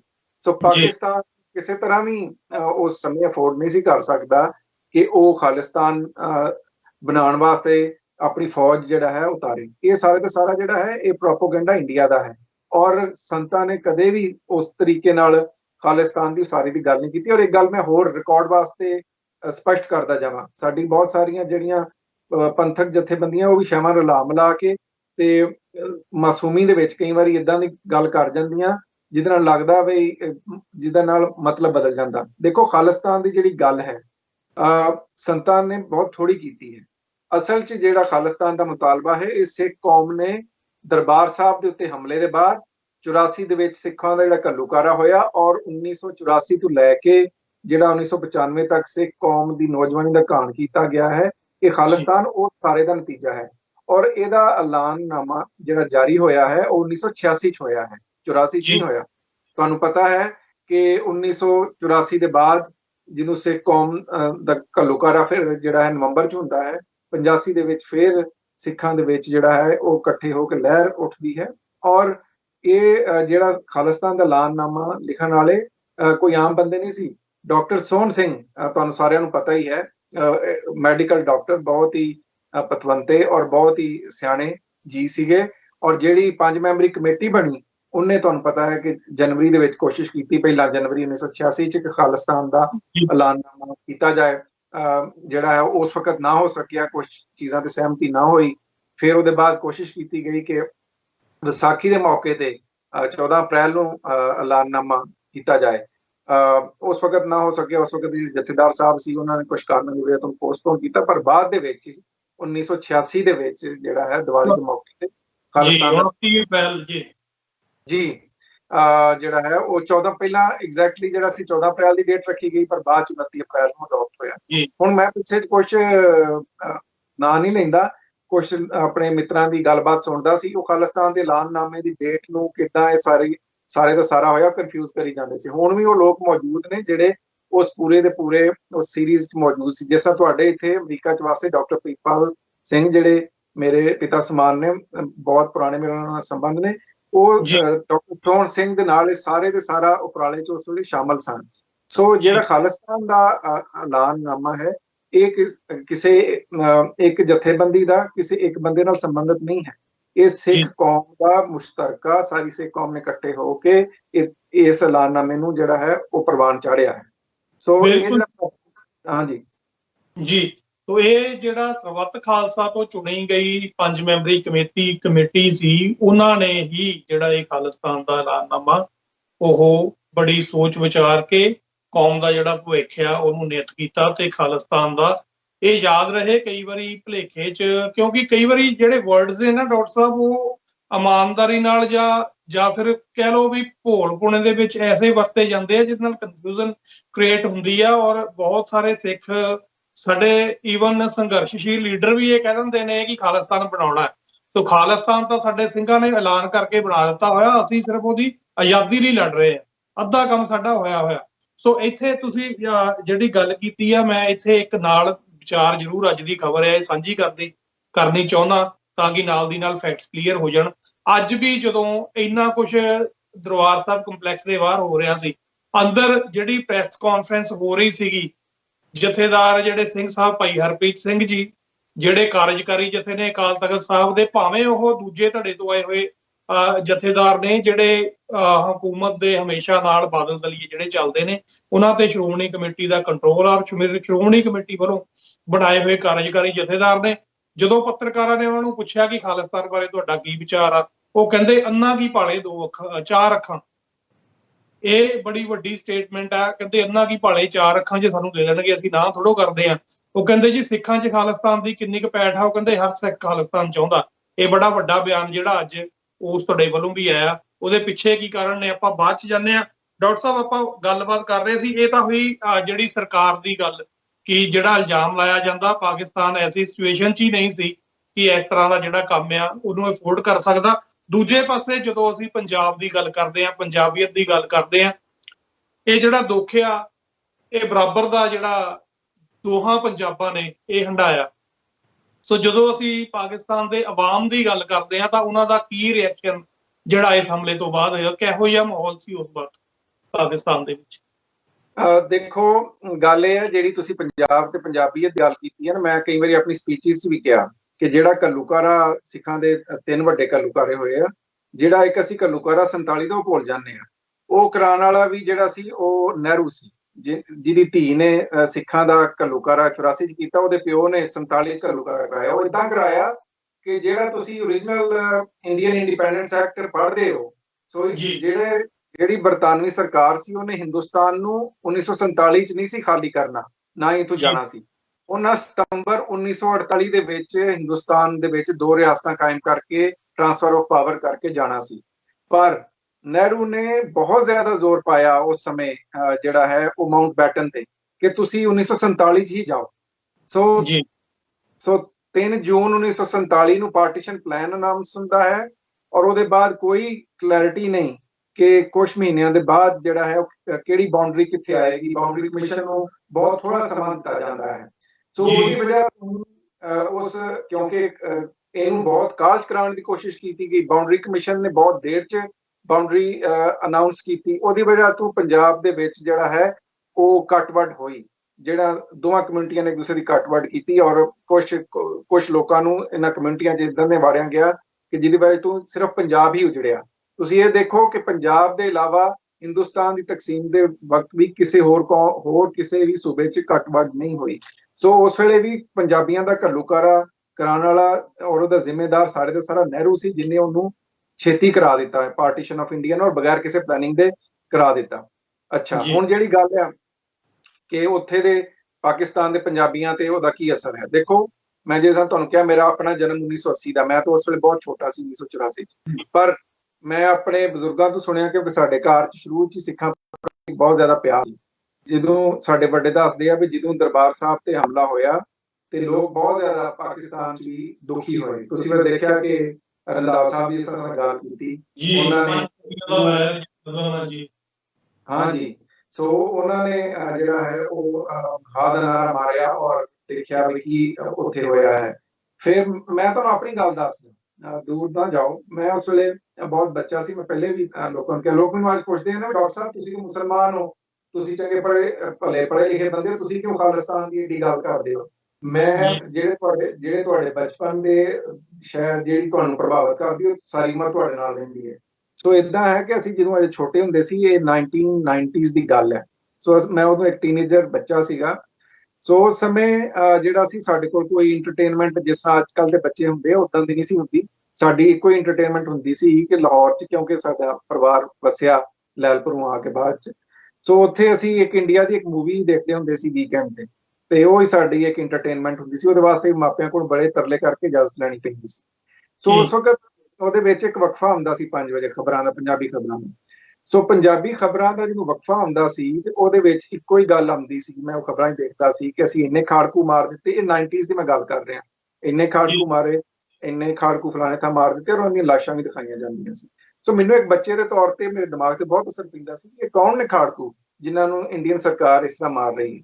ਫਿਰ ਜਦੋਂ 90s ਦੇ ਵਿੱਚ ਹੜ੍ਹ ਆਏ ਰਾਵੀ ਦਰਿਆ 'ਚ, ਜਿਹੜਾ ਇੰਡੀਆ ਤੋਂ ਪਾਕਿਸਤਾਨ 'ਚ ਆਉਂਦਾ ਹੈ, ਤੇ ਮੇਰੇ ਪਿਤਾ ਜੀ ਜਿਹੜੇ ਸਨ ਉਹ ਬਹੁਤ ਜ਼ਿਆਦਾ ਵੈਲਫੇਅਰ ਦੇ ਲੋਕਾਂ ਦੀ ਕੰਮ ਕਰਦੇ ਸੀ ਤੇ ਜਿੱਥੇ ਜਿੱਥੇ ਫਲੱਡ ਆਉਂਦਾ ਸੀ ਉੱਥੇ ਅਮਦਾਦ ਦਾ ਸਮਾਨ ਲੈ ਕੇ ਆਪਣੀ ਜ਼ਾਤੀ ਕੈਪੈਸਿਟੀ ਜਾਂਦੇ ਹੁੰਦੇ ਸੀ। ਸੋ ਉਹਨਾਂ ਨੇ ਸਾਨੂੰ ਦੱਸਿਆ ਕਿ ਉਧਰੋਂ ਪੰਜਾਬ 'ਚੋਂ ਬਹੁਤ ਸਾਰੇ ਸਿੱਖਾਂ ਦੀਆਂ ਤਸ਼ੱਦਦ ਹੋਈਆਂ ਲਾਸ਼ਾਂ ਰੁੜ ਕੇ ਆਈਆਂ ਔਰ ਬਹੁਤ ਜ਼ਿਆਦਾ ਤਾਦਾਦ 'ਚ ਆਈਆਂ। ਇਹ ਸਾਰੇ ਉਹ ਲੋਕ ਸਨ ਜਿਨ੍ਹਾਂ ਨੂੰ ਇੰਡੀਅਨ ਸਰਕਾਰ ਉਸ ਵੇਲੇ ਟੌਰਚਰ ਕਰਕੇ ਝੂਠਿਆਂ ਮੁਕਾਬਲਿਆਂ 'ਚ ਮਾਰ ਕੇ ਉਹਨਾਂ ਦੀਆਂ ਲਾਸ਼ਾਂ ਦੀ ਬੇਪੱਤੀ ਕਰਦੇ ਆ, ਉਹਨਾਂ ਨੂੰ ਦਰਿਆਵਾਂ 'ਚ ਰੋੜਦੀ ਸੀ। ਸੋ ਉੱਥੋਂ ਮੇਰੇ ਦਿਮਾਗ ਤੇ ਐਸਾ ਉਸ ਚੀਜ਼ ਦਾ ਅਸਰ ਰਿਹਾ ਕਿ ਮੈਂ ਉੱਥੋਂ ਫਿਰ ਮਜ਼ੀਦ ਰਿਸਰਚ ਕੀਤੀ ਖਾੜਕੂ ਲਹਿਰ ਦੇ ਉੱਤੇ ਔਰ ਪੰਜਾਬ ਜੋ ਕੁਝ ਜ਼ੁਲਮ ਹੋਇਆ ਉੱਤੇ। ਪਰ ਅੱਜ ਵੀ ਲੋਕ ਇੱਕ ਤਾਂ ਜਿੱਥੇ ਸਿੱਖਾਂ ਨੂੰ ਯਾਦ ਕਰਕੇ ਰੋਂਦੇ ਨੇ, ਸਾਡੇ ਬਜ਼ੁਰਗਾਂ ਨੇ ਉਸ ਵੇਲੇ ਵੀ ਮੈਂ ਉਹਨਾਂ ਨੂੰ ਜਦੋਂ ਇਸ ਸਾਰੇ ਘਟਨਾਕ੍ਰਮ ਦੇ ਬਾਰੇ ਪੁੱਛਣਾ ਤਾਂ ਉਹਨਾਂ ਕਿਹਾ ਵੀ ਸਿੱਖਾਂ ਨੇ ਬਹੁਤ ਵੱਡੀ ਗਲਤੀ ਕੀਤੀ ਜਿਹੜਾ ਇਹ ਉੱਠ ਕੇ ਇੰਡੀਆ ਚਲੇ ਗਏ। ਜੇ ਇਹ ਸਾਡੇ ਨਾਲ ਹੀ ਵਸਦੇ ਰਹਿੰਦੇ ਤੇ ਅੱਜ ਬੜੀ ਇੱਜ਼ਤ ਤੇ ਮਾਣ ਨਾਲ ਜਿਸ ਤਰ੍ਹਾਂ ਪੰਜਾਬ ਸ਼ੁਰੂ ਦਾ ਵਸਦਾ ਆਇਆ ਹੈ ਅੱਜ ਉਸ ਤਰ੍ਹਾਂ ਹੀ ਵਸ ਰਹੇ ਹੁੰਦੇ, ਔਰ ਦਰਬਾਰ ਸਾਹਿਬ ਦੀ ਬੇਹੁਰਮਤੀ ਵੀ ਨਾ ਹੁੰਦੀ, ਔਰ ਜਿਹੜੀ ਮਾਨ ਤਾਨ ਉਹਨਾਂ ਨੂੰ ਪਾਕਿਸਤਾਨ 'ਚ ਮਿਲ ਸਕਦਾ ਸੀ ਉਹ ਜਾਂ ਤਾਂ ਆਪਣੀ ਰਿਆਸਤ ਵੱਖਰੀ ਬਣਾ ਲੈਂਦੇ, ਜੇ ਨਹੀਂ ਸੀ ਬਣਾਉਣੀ ਤੇ ਅਗਰ ਪਾਕਿਸਤਾਨ 'ਚ ਰਹਿੰਦੇ ਤੇ ਜੋ ਮਾਨ ਤਾਨ ਉਹਨਾਂ ਨੂੰ ਇੱਥੇ ਮਿਲਣਾ ਸੀ ਕਿਤਲੇ ਹੋਰ ਨਾ ਮਿਲਦਾ। ਕਿਉਂਕਿ ਤੁਸੀਂ ਇਹ ਦੇਖੋ ਕਿ ਜੋ ਵੀ ਸਿੱਖ ਇਤਿਹਾਸ ਦੇ ਵਿੱਚ ਮੁਗਲਾਂ ਦੇ ਨਾਲ ਸਿੱਖ ਰਾਜ ਦਾ ਰੌਲਾ ਰਿਹਾ ਉਹ ਤਾਂ ਰਾਜ ਦਾ ਤੇ ਇੱਕ ਕਮਿਊਨਿਟੀ ਦਾ ਜਿਹੜਾ ਆਪਣੀ ਹੋਂਦ ਵਾਸਤੇ ਲੜ ਰਹੀ ਸੀ ਉਹਦਾ ਮਾਮਲਾ ਸੀ। ਪਰ ਮੁਸਲਮਾਨਾਂ ਦਾ ਸਿੱਖਾਂ ਪ੍ਰਤੀ ਸ਼ੁਰੂ 'ਚ ਹੀ ਪਿਆਰ ਹੈ। ਬਾਬੇ ਨਾਨਕ ਦੇ ਨਾਲ ਸਾਨੂੰ ਭਾਈ ਮਰਦਾਨਾ, ਪੰਜਵੇਂ ਪਾਤਸ਼ਾਹ ਦੇ ਨਾਲ ਸਾਨੂੰ ਸਾਈਂ ਮੀਆਂ ਮੀਰ, ਨਬੀ ਖਾਨ ਗਨੀ ਖਾਨ 10ਵੇਂ ਪਾਤਸ਼ਾਹ ਦੇ ਨਾਲ ਸਾਨੂੰ ਖੜੇ ਪੁੱਤਰਾਂ ਦੀ ਤਰ੍ਹਾਂ ਨਜ਼ਰ ਆਉਂਦੇ ਨੇ। ਸੋ ਉਹ ਜਿਹੜੀ ਸਾਂਝ ਹੈ, ਔਰ ਦਰਬਾਰ ਸਾਹਿਬ ਜਿਸ ਤਰ੍ਹਾਂ ਮੈਂ ਕਿਹਾ ਸਾਈਂ ਮੀਆਂ ਮੀਰ ਉਹਦਾ ਨੀਂਹ ਪੱਥਰ ਰੱਖਣ ਵਾਲੇ, ਉਹ ਜਿਹੜਾ ਪਿਆਰ ਹੈ ਉਹ ਇੰਨੇ ਸਾਲਾਂ 'ਚ ਨਹੀਂ ਮੁੱਕਿਆ। ਅੱਜ ਵੀ ਤੁਸੀਂ ਦੇਖੋ ਕਿ ਜਦੋਂ ਅਸੀਂ ਹੁਣੇ ਦੇਖਿਆ ਕਰਤਾਰਪੁਰ ਸਾਹਿਬ ਦਾ ਜਦੋਂ ਲਾਂਘਾ ਖੁੱਲਿਆ ਹੈ, ਜਦੋਂ ਲੋਕ ਉੱਥੇ ਗਏ ਨੇ ਕਿਸ, ਔਰ ਉਸ ਤੋਂ ਪਹਿਲਾਂ ਵੀ ਜਦੋਂ ਵੀ ਸਿੱਖ ਸੰਗਤ ਜਦੋਂ ਪਾਕਿਸਤਾਨ ਜਾਂਦੀ ਹੈ ਤਾਂ ਲੋਕ ਅੱਜ ਇੰਨੇ ਸਾਲ ਗੁਜ਼ਰਨ ਦੇ ਬਾਅਦ ਵੀ ਉਹਨਾਂ ਨੂੰ ਭਰਾਵਾਂ ਦੇ ਤੌਰ ਤੇ ਜੱਫੇ ਮਾਰ ਕੇ ਉਸ ਨੂੰ ਮਿਲ ਕੇ ਰੋਂਦੇ ਨੇ। ਸੋ ਪਾਕਿਸਤਾਨੀ ਲੋਕਾਂ ਨੂੰ ਜਦੋਂ ਇਹ ਘੱਲੂਘਾਰੇ ਹੋਏ ਆ ਸਿੱਖ ਕੌਮ ਦੇ 1980 ਦੇ ਵਿੱਚ, ਔਰ ਬਾਅਦ 'ਚ ਵੀ ਉਹਦਾ ਜਿਨ੍ਹਾਂ ਲੋਕਾਂ ਨਾਲ ਵੀ ਗੱਲ ਕੀਤੀ ਉਹਨਾਂ ਨੇ ਹਮੇਸ਼ਾ ਦੁੱਖ ਦਾ ਹੀ ਪ੍ਰਗਟਾਵਾ ਕੀਤਾ ਹੈ, ਔਰ ਨਾਲ ਇਸ ਦਾ ਵੀ ਉਹਨਾਂ ਨੂੰ ਦੁੱਖ ਹੈ ਕਿ ਸਿੱਖ ਆਪਣੇ ਘਰਾਂ ਨੂੰ ਛੱਡ ਕੇ 47 ਚ ਇੱਕ ਹੋਰ ਕੌਮ ਦੇ ਨਕਸ਼ੇ ਜਾ ਕੇ ਕੈਦ ਹੋ ਗਏ। ਜੀ, ਸੋ ਡਾਕਟਰ ਸਾਹਿਬ ਆਪਾਂ ਉਸ ਪੁਆਇੰਟ ਤੇ ਆਨੇ ਆ ਜਿਹਦੇ ਤੁਸੀਂ ਪਹਿਲਾਂ ਵੀ ਇਸ਼ਾਰਾ ਕੀਤਾ ਕਿ ਜੇ ਅਸੀਂ ਇਸ ਜੰਗ ਦਾ ਨਿਰੀਖਣ ਕਰਨਾ ਹੋਵੇ ਤਾਂ ਇਸ ਗੱਲ ਦੇ ਬਿਨਾਂ ਨਹੀਂ ਹੋ ਸਕਦਾ ਕਿ ਸਾਨੂੰ ਦੋਨਾਂ ਧਿਰਾਂ ਦੀਆਂ ਜਿਹੜੇ ਆਗੂ ਸੀ ਉਹਨਾਂ ਦੀ ਪਰਸਨੈਲਿਟੀਜ਼ ਦਾ ਪਤਾ ਹੋਵੇ। ਸੋ ਜਦੋਂ ਅਸੀਂ ਇਹ ਦੇਖਦੇ ਹਾਂ ਕਿ ਇੱਕ ਪਾਸੇ ਹਿੰਦੁਸਤਾਨ ਦੀ ਆਪਣੇ ਆਪ ਨੂੰ ਪਟਰਾਣੀ ਸਮਝਣ ਵਾਲੀ ਔਰਤ ਉੱਥੇ ਬੈਠੀ ਆ, ਜਿੱਦੀ ਔਰਤ ਆ, ਦੂਜੇ ਪਾਸੇ ਅਕਾਲ ਦੇ ਤਖਤ ਦੇ ਜਿਹੜਾ ਸਿਧਾਂਤ ਦਾ ਪਹਿਰੇਦਾਰ ਬਾਬਾ ਜਰਨੈਲ ਸਿੰਘ ਜੀ ਖਾਲਸਾ ਭਿੰਡਰਾਂ ਵਾਲੇ ਤੋਂ ਮੇਰੀ ਮੁਰਾਦ ਆ, ਇੱਕ ਪਾਸੇ ਉਹਨਾਂ ਦੀ ਜਿਹੜੀ ਉਹ ਰੂਹਾਨੀ ਸ਼ਕਤੀ ਆ, ਰੂਹਾਨੀ ਸੋਚ ਆ, ਜਦੋਂ ਇਹਨਾਂ ਸ਼ਖਸੀਅਤਾਂ ਦਾ ਟਕਰਾਅ ਹੁੰਦਾ ਤਾਂ ਕਿਸ ਤਰ੍ਹਾਂ ਦੀਆਂ ਜਿਹੜੀਆਂ ਪਰਸਨੈਲਿਟੀਜ਼ ਦੋਨਾਂ ਪਾਸੇ ਆਪਾਂ ਜੇ ਉਹਨਾਂ ਦਾ ਜਿਹੜਾ ਵਿਸ਼ਲੇਸ਼ਣ ਕਰਨਾ ਹੋਵੇ ਤਾਂ ਕਿਸ ਤਰ੍ਹਾਂ ਦੀਆਂ ਪਰਸਨੈਲਿਟੀਜ਼ ਸਨ ਦੋਨਾਂ? ਹਾਂਜੀ, ਬਹੁਤ ਚੰਗਾ ਸਵਾਲ ਹੈ। ਮੈਂ ਚਾਹੁੰਦਾ ਤੁਸੀਂ ਇਹ ਸਵਾਲ ਕਰੋ। ਕਿਉਂ ਸਾਡੇ ਜਿਹੜੇ ਪ੍ਰਚਾਰਕ ਆ ਉਹ ਸੰਤਾਂ ਦੇ ਉੱਤੇ ਅਸੀਂ ਗੱਲ ਕਰਨੇ ਆ, ਪਰ ਜਿਸ ਜ਼ਨਾਨੀ ਨੇ ਅਕਾਲ ਤਖਤ ਸਾਹਿਬ ਨੂੰ ਢਾਹ ਢੇਰੀ ਕੀਤਾ, ਦਰਬਾਰ ਸਾਹਿਬ ਨੂੰ ਢਾਹ ਢੇਰੀ ਕੀਤਾ, ਅਸੀਂ ਉਹਦੇ ਕਰੈਕਟਰ ਦਾ ਕਦੇ ਐਨਾਲਿਸਿਸ ਨਹੀਂ ਕਰਦੇ ਕਿ ਉਹ ਕੌਣ ਸੀ। ਜਿਹਨੂੰ ਹਿੰਦੁਸਤਾਨ ਦੇ ਕਈ ਲੋਕ ਆਪਣੀ ਮਾਂ ਵੀ ਸਮਝਦੇ ਆ, ਕਈ ਕੁਛ ਉਹਨੂੰ ਕਹਿੰਦੇ ਆ। ਉਹ ਅਗਰ ਤੁਸੀਂ ਇਸ ਵਾਸਤੇ ਮੈਂ ਪਹਿਲਾਂ ਇੰਦਰਾ ਗਾਂਧੀ ਥੋੜੀ ਜਿਹੀ ਗੱਲ ਕਰਾਂਗਾ, ਕਿਉਂਕਿ ਸੰਤਾਂ ਬਾਰੇ ਤਾਂ ਸਾਡੇ ਸਾਰੀ ਸੰਗਤ ਨੂੰ ਪਤਾ। ਬਾਅਦ ਚ ਅਸੀਂ ਸੰਤਾਂ ਜਿਹੜਾ ਹੈ ਉਹ ਸੰਤ ਜਰਨੈਲ ਸਿੰਘ ਜੀ ਖਾਲਸਾ ਭਿੰਡਰਾਂ ਵਾਲੇ ਦੇ ਬਾਰੇ ਵੀ ਗੱਲ ਕਰਾਂਗੇ। ਸੋ ਇੰਦਰਾ ਗਾਂਧੀ ਜਿਹੜਾ ਉਹਦਾ ਪਰਸਨਲ ਹੈ ਉਹਦੇ ਬਾਰੇ ਬਹੁਤ ਕੁਝ ਕਿਹਾ ਜਾਂਦਾ, ਪਰ ਮੈਂ ਕੁਝ ਨਹੀਂ ਕਹਿਣਾ ਚਾਹੁੰਦਾ। ਬਹੁਤ ਸਾਰੇ ਹਿਸਟੋਰੀਅਨਸ ਨੇ ਲਿਖਿਆ, ਮਾਊਂਟ ਬੈਟਨ ਔਰ ਉਹਨਾਂ ਦੀ ਵਾਈਫ ਔਰ ਨਹਿਰੂ ਔਰ ਇਸ ਪੂਰੀ ਫੈਮਿਲੀ ਦੇ ਜਿਹੜੇ ਸੰਬੰਧ ਸੀ। ਮੈਂ ਉਹ ਤੇ ਗੱਲ ਨਹੀਂ ਕਰਨਾ ਚਾਹੁੰਦਾ ਕਿਉਂਕਿ ਮੈਂ ਲੋਕਾਂ ਦੇ ਪਰਸਨਲ ਫੈਕਟਰ ਤੇ ਗੱਲ ਕਰਨਾ ਪਸੰਦ ਨਹੀਂ ਕਰਦਾ। ਮੈਂ ਉਹਦੇ ਪੋਲੀਟੀਕਲ ਕਰੈਕਟਰ ਤੇ ਗੱਲ ਕਰਨਾ ਚਾਹੁੰਦਾ। ਤੁਹਾਨੂੰ ਪਤਾ ਹੈ ਜਦ ਨਹਿਰੂ ਦਾ ਦੇਹਾਂਤ ਹੋਇਆ, ਉਹ ਮਰਿਆ, ਉਹਦੇ ਬਾਅਦ ਲਾਲ ਬਹਾਦਰ ਸ਼ਾਸਤਰੀ ਜਿਹੜਾ ਇੱਕ ਬਹੁਤ ਹੀ ਗਰੀਬ ਪਰਿਵਾਰ ਦਾ ਬੰਦਾ ਸੀ, ਪਰ ਮੈਂ ਸਮਝਦਾ ਕਿ ਭਾਰਤ ਨੂੰ ਅਗਰ ਕੋਈ ਇੱਕ ਸਿੰਸੀਅਰ ਪ੍ਰਾਈਮ ਮਿਨਿਸਟਰ ਮਿਲਿਆ ਹੈ ਕਦੇ ਔਰ ਇੱਕ ਬਹੁਤ ਥੱਲਿਓਂ ਆਮ ਤਬਕੇ ਉੱਠ ਕੇ ਪ੍ਰਾਈਮ ਮਿਨਿਸਟਰ ਬਣਨ ਵਾਲਾ, ਉਹ ਲਾਲ ਬਹਾਦਰ ਸ਼ਾਸਤਰੀ ਸੀ। ਭਾਵੇਂ ਉਹ 18 ਮਹੀਨੇ ਹੀ ਹਿੰਦੁਸਤਾਨ ਦਾ ਪ੍ਰਾਈਮ ਮਿਨਿਸਟਰ ਰਿਹਾ, ਪਰ ਉਹਨੇ ਭਾਰਤ ਲਈ ਬਹੁਤ ਕੁਝ ਕੀਤਾ। ਸੋ ਉਸ ਵੇਲੇ ਤੁਹਾਨੂੰ ਪਤਾ ਹੈ ਕਿ ਇੰਦਰਾ ਗਾਂਧੀ ਜਿਹੜੀ ਸੀ ਉਹਦੀ ਮੈਂਟੈਲਿਟੀ ਦਾ ਐਨਾਲਿਸਿਸ ਦੇਖੋ ਕਿ ਜਦ ਲਾਲ ਬਹਾਦਰ ਸ਼ਾਸਤਰੀ ਨੂੰ ਪ੍ਰਾਈਮ ਮਿਨਿਸਟਰ ਚੁਣਿਆ ਜਾਂਦਾ ਹੈ, ਹਾਲਾਂਕਿ ਲਾਲ ਬਹਾਦਰ ਸ਼ਾਸਤਰੀ ਬਹੁਤ ਹੀ ਹੰਬਲ ਆਦਮੀ ਸੀ ਔਰ ਉਹਨੇ ਇੰਦਰਾ ਗਾਂਧੀ ਨੂੰ ਬ੍ਰੌਡਕਾਸਟਿੰਗ ਦੀ ਮਿਨਿਸਟਰ ਵੀ ਰੱਖਿਆ ਆਪਣੀ ਕੈਬਨਿਟ ਦੇ ਵਿੱਚ। ਇਹਦੀ ਤੁਸੀਂ ਮੈਂਟੈਲਿਟੀ ਦੇਖੋ ਕਿੰਨੀ ਇਹ ਡਿਕਟੇਟਰਸ਼ਿਪ ਵਾਲੀ ਮੈਂਟੈਲਿਟੀ, ਔਰ ਹਿੰਦੁਸਤਾਨ ਨੂੰ ਆਪਣੇ ਪਿਓ ਦੀ ਜਾਗੀਰ ਸਮਝਣ ਵਾਲੀ ਇਹ ਜ਼ਨਾਨੀ। ਔਰ ਉਹਨੇ ਖਤ ਲਿਖਿਆ ਲਾਲ ਬਹਾਦਰ ਸ਼ਾਸਤਰੀ ਨੇ ਕਿ ਜਿਹੜਾ ਤ੍ਰਿਮੂਰਤੀ ਭਵਨ ਹੈ, ਜਿਹੜਾ ਪ੍ਰਾਈਮ ਮਿਨਿਸਟਰ ਆਫ ਇੰਡੀਆ ਦਾ ਉਸ ਵਕਤ ਘਰ ਸੀਗਾ, ਉਹਦੇ ਬਾਰੇ ਲਿਖਦੀ ਆ ਵੀ ਤੂੰ ਇੱਥੇ ਨਾ ਰਹੀ ਆ ਕੇ, ਇਹਨੂੰ ਤੂੰ ਨਹਿਰੂ ਦੇ ਜਿਹੜਾ ਮੈਮੋਰੀਅਲ ਬਣਾ ਦੇ।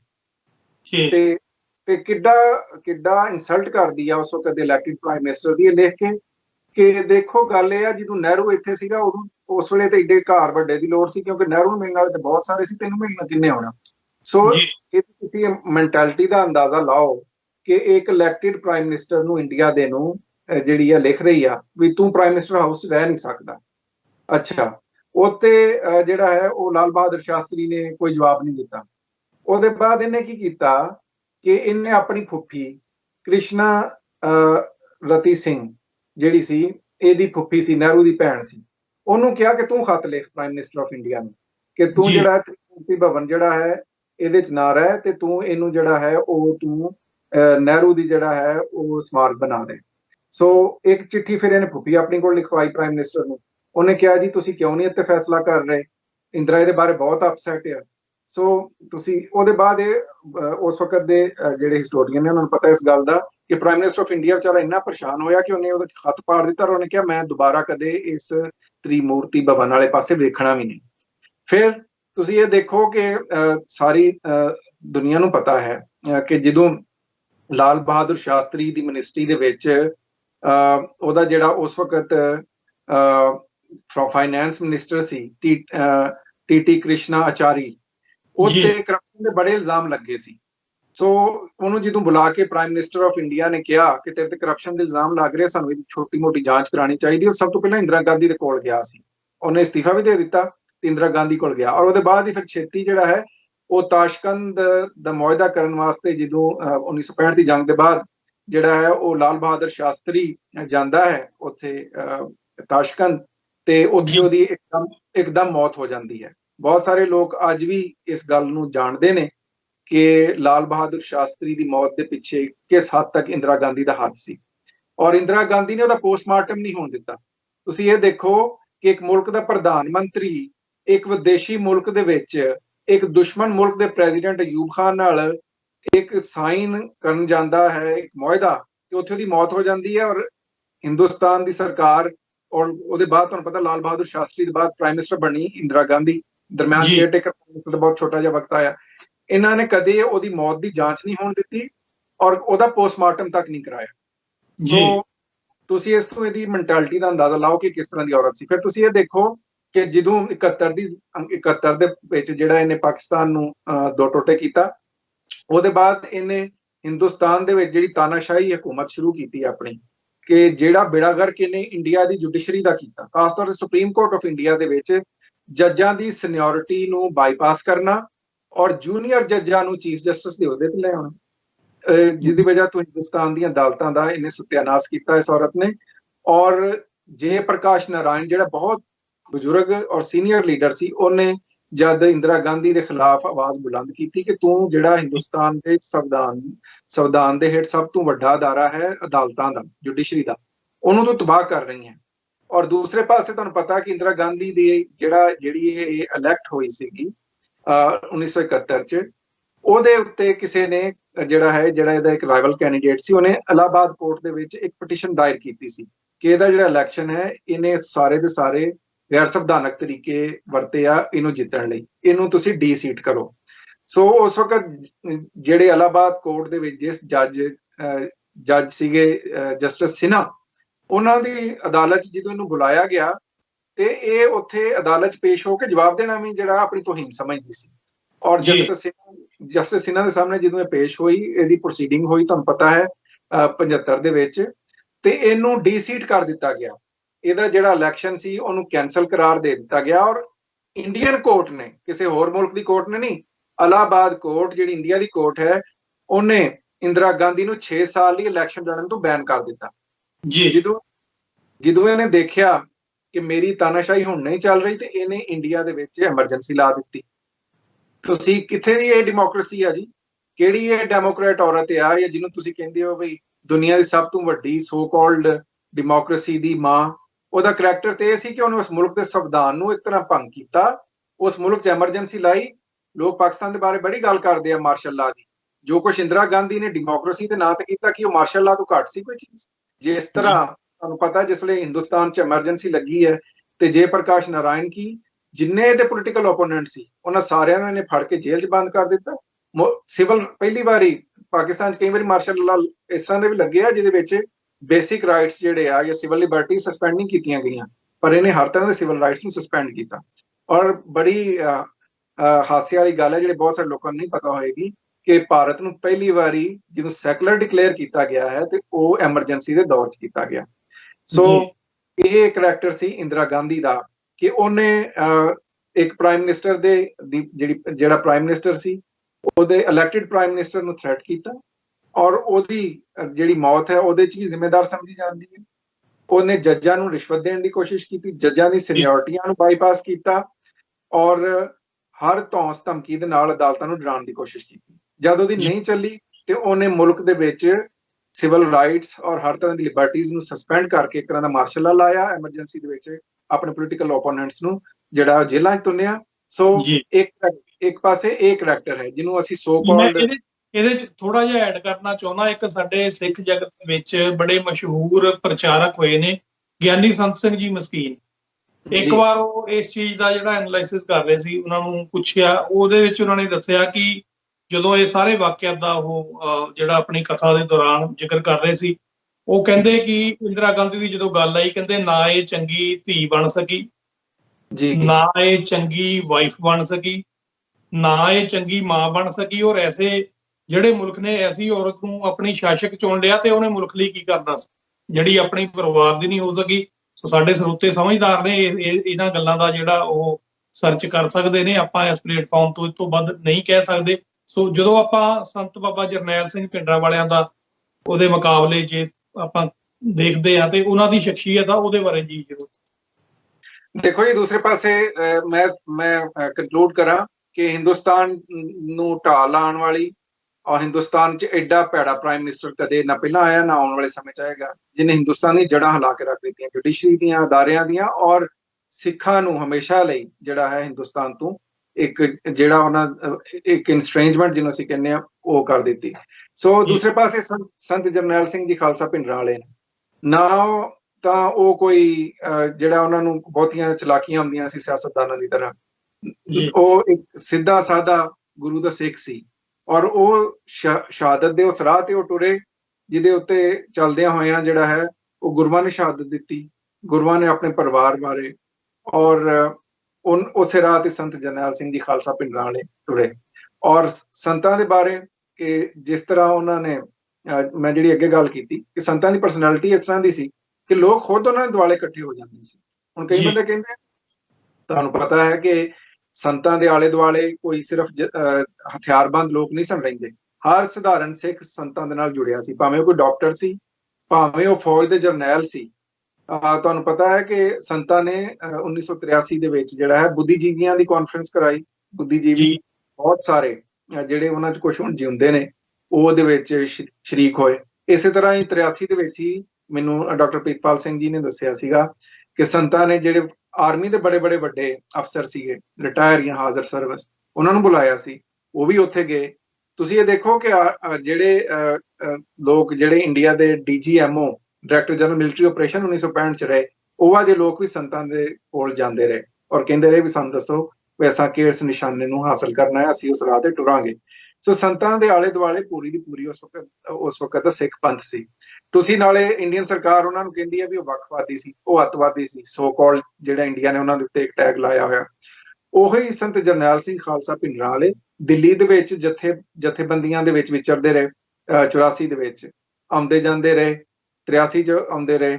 ਉਹਨਾਂ ਦਾ ਜਿਹੜਾ ਮੈਂ ਪਹਿਲਾਂ ਹੀ ਵਜ਼ਾਹਤ ਕਰ ਦਿੱਤੀ ਕਿ ਜਿਹੜਾ ਇਲਜ਼ਾਮ ਲਾਇਆ ਗਿਆ ਸੀ ਲੱਲਾ ਜਗਤ ਨਾਰਾਇਣ ਦੇ ਕਤਲ ਦਾ, ਉਹ ਤੋਂ ਬਰੀ ਹੋਏ।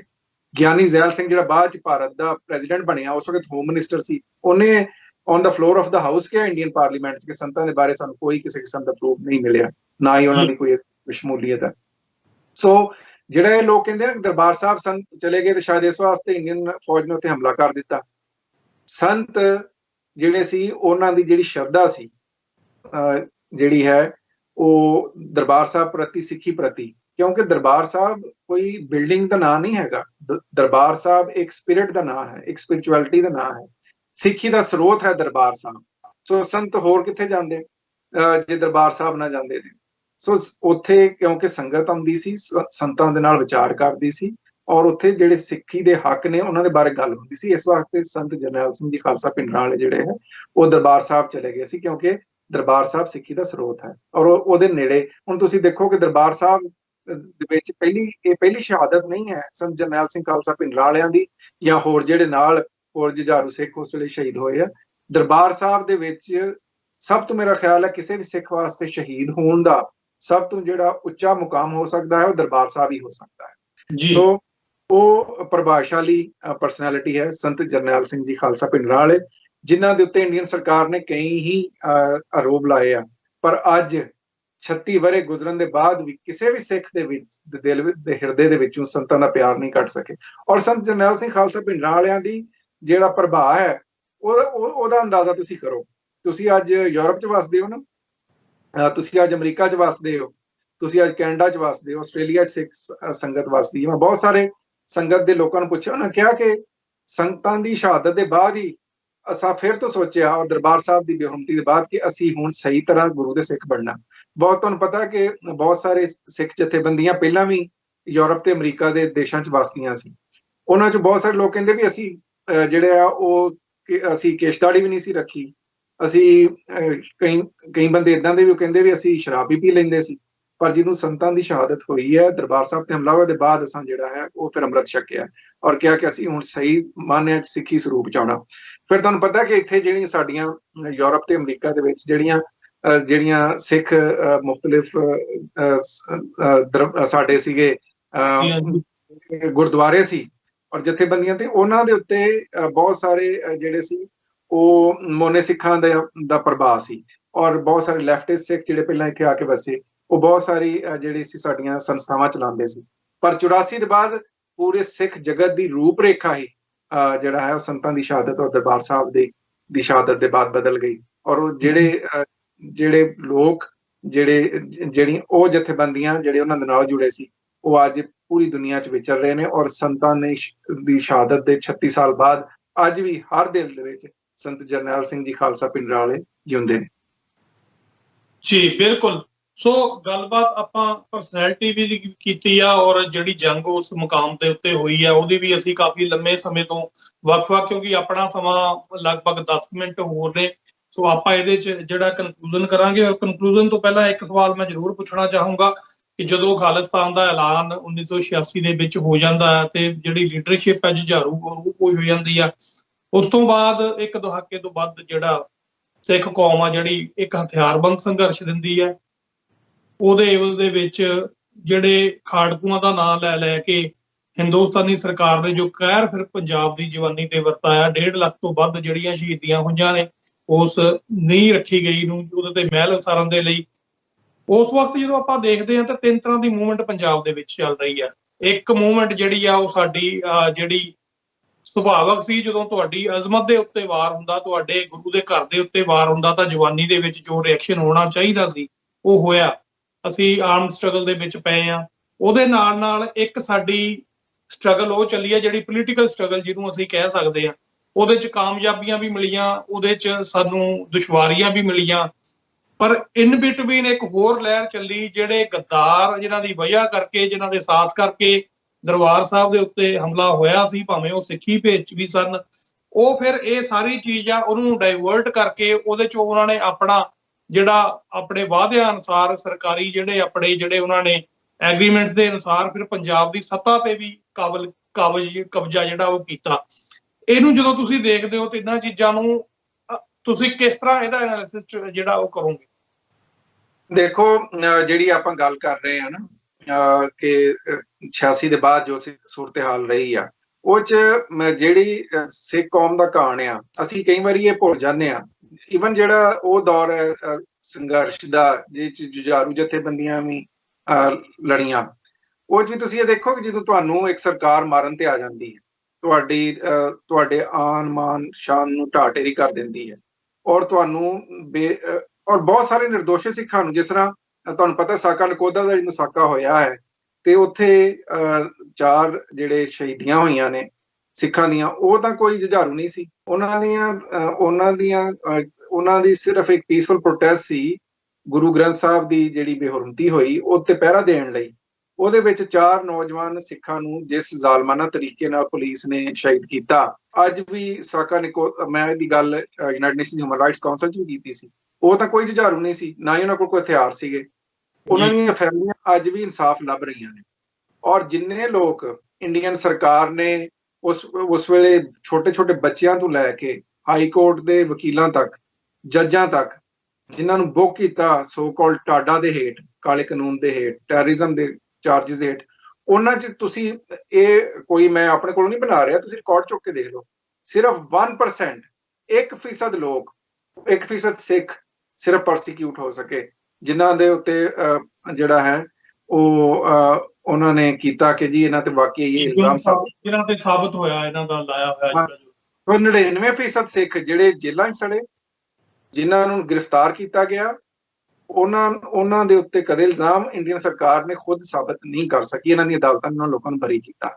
ਫਿਰ ਤੁਸੀਂ ਇੱਕ ਗੱਲ ਅਸੀਂ ਹੋਰ ਭੁੱਲ ਜਾਂਦੇ ਹਾਂ ਕਿ ਚਲੋ ਜੁਝਾਰੂ ਤੇ ਉਹ ਸਨ ਜਿਨ੍ਹਾਂ ਨੇ ਹਥਿਆਰ ਚੁੱਕੇ, ਉਹਨਾਂ ਜੁਝਾਰੂਆਂ ਨੂੰ ਤਾਂ ਤੁਸੀਂ ਜਿਹੜਾ ਹੈ ਉਹ ਤੁਹਾਡੇ ਨਾਲ ਲੜੇ, ਤੁਸੀਂ ਔਰ ਉਹਨਾਂ 'ਚ ਕਈ ਸ਼ਹੀਦੀ ਪਾ ਗਏ, ਪਰ ਜਿਹੜੀਆਂ ਮਾਵਾਂ ਸਿੱਖ ਕੌਮ ਦੀਆਂ ਸ਼ਹੀਦ ਹੋਈਆਂ, ਜਿਹੜਾ ਬੀਬੀਆਂ ਦੀ ਸ਼ਹੀਦੀ ਹੈ ਜਿਹੜੀ ਸਮਾਂ 'ਚ ਨਹੀਂ ਹੈਗੀ, ਹਜ਼ਾਰਾਂ 'ਚ ਆ, ਜੁਝਾਰੂਆਂ ਦੀਆਂ ਮਾਵਾਂ ਹੋਣ ਜਾਂ ਆਮ ਮਾਵਾਂ ਹੋਣ, ਉਹਨਾਂ ਨੂੰ ਜਿਸ ਜ਼ਾਲਮਾਨਾ ਤਰੀਕੇ ਨਾਲ ਫੜ ਕੇ ਇੰਡੀਅਨ ਸਰਕਾਰ ਨੇ ਝੂਠੇ ਮੁਕਾਬਲਿਆਂ 'ਚ ਮਾਰਿਆ ਹੈ ਔਰ ਉਹ ਨੌਜਵਾਨ ਜਿਨ੍ਹਾਂ ਦਾ ਦੂਰ ਤੱਕ ਜੁਝਾਰੂ ਲਹਿਰ ਨਾਲ ਕੋਈ ਤਾਲੁਕ ਨਹੀਂ ਸੀ, ਛੋਟੇ ਬੱਚਿਆਂ ਨੂੰ ਜਿਸ ਤਰ੍ਹਾਂ ਕਤਲ ਕੀਤਾ ਗਿਆ, ਉਹਨਾਂ ਦਾ ਮਿਲੀਟੈਂਸੀ ਨਾਲ ਕੋਈ ਦੂਰ ਤੱਕ ਵੀ ਤਾਲੁਕ ਨਹੀਂ ਸੀ।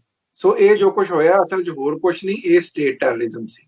ਫਿਰ ਉਹਦੇ 'ਚ ਇਹ ਹੈ ਕਿ ਮੈਂ ਇਹ ਸਮਝਦਾ ਹਾਂ ਕਿ ਸਿੱਖ ਕੌਮ ਜਿਹੜੀ ਹੈ ਉਹ ਸੰਘਰਸ਼ ਹੀ ਕਰਦੀ ਰਹੀ ਹੈ। ਉਹਨਾਂ ਉਸ ਵਕਤ ਜਿਹੜੀ ਸਭ ਤੋਂ ਵੱਡੀ ਨਾਕਾਮੀ ਦੀ ਵਜ੍ਹਾ ਹੋਈ, ਇੱਕ ਤਾਂ ਕੋਈ ਪੋਲੀਟੀਕਲ ਲੀਡਰਸ਼ਿਪ ਨਹੀਂ ਸੀ, ਫਿਰ ਇੱਕ ਸਿੱਖ ਕੌਮ ਦੇ ਉੱਤੇ ਇੱਕ ਹਮਲਾ ਹੋਇਆ ਔਰ ਇਹ ਹਮਲਾ ਜਿਹੜਾ ਹੈ 10-12 ਸਾਲ ਸਿੱਖ ਕੌਮ ਤੇ ਹੁੰਦਾ ਰਿਹਾ। ਸਿੱਖਾਂ ਦਾ ਜਿਹੜਾ ਹੈ ਉਹ ਦੀ ਨਸਲਕੁਸ਼ੀ ਚੱਲਦੀ ਰਹੀ।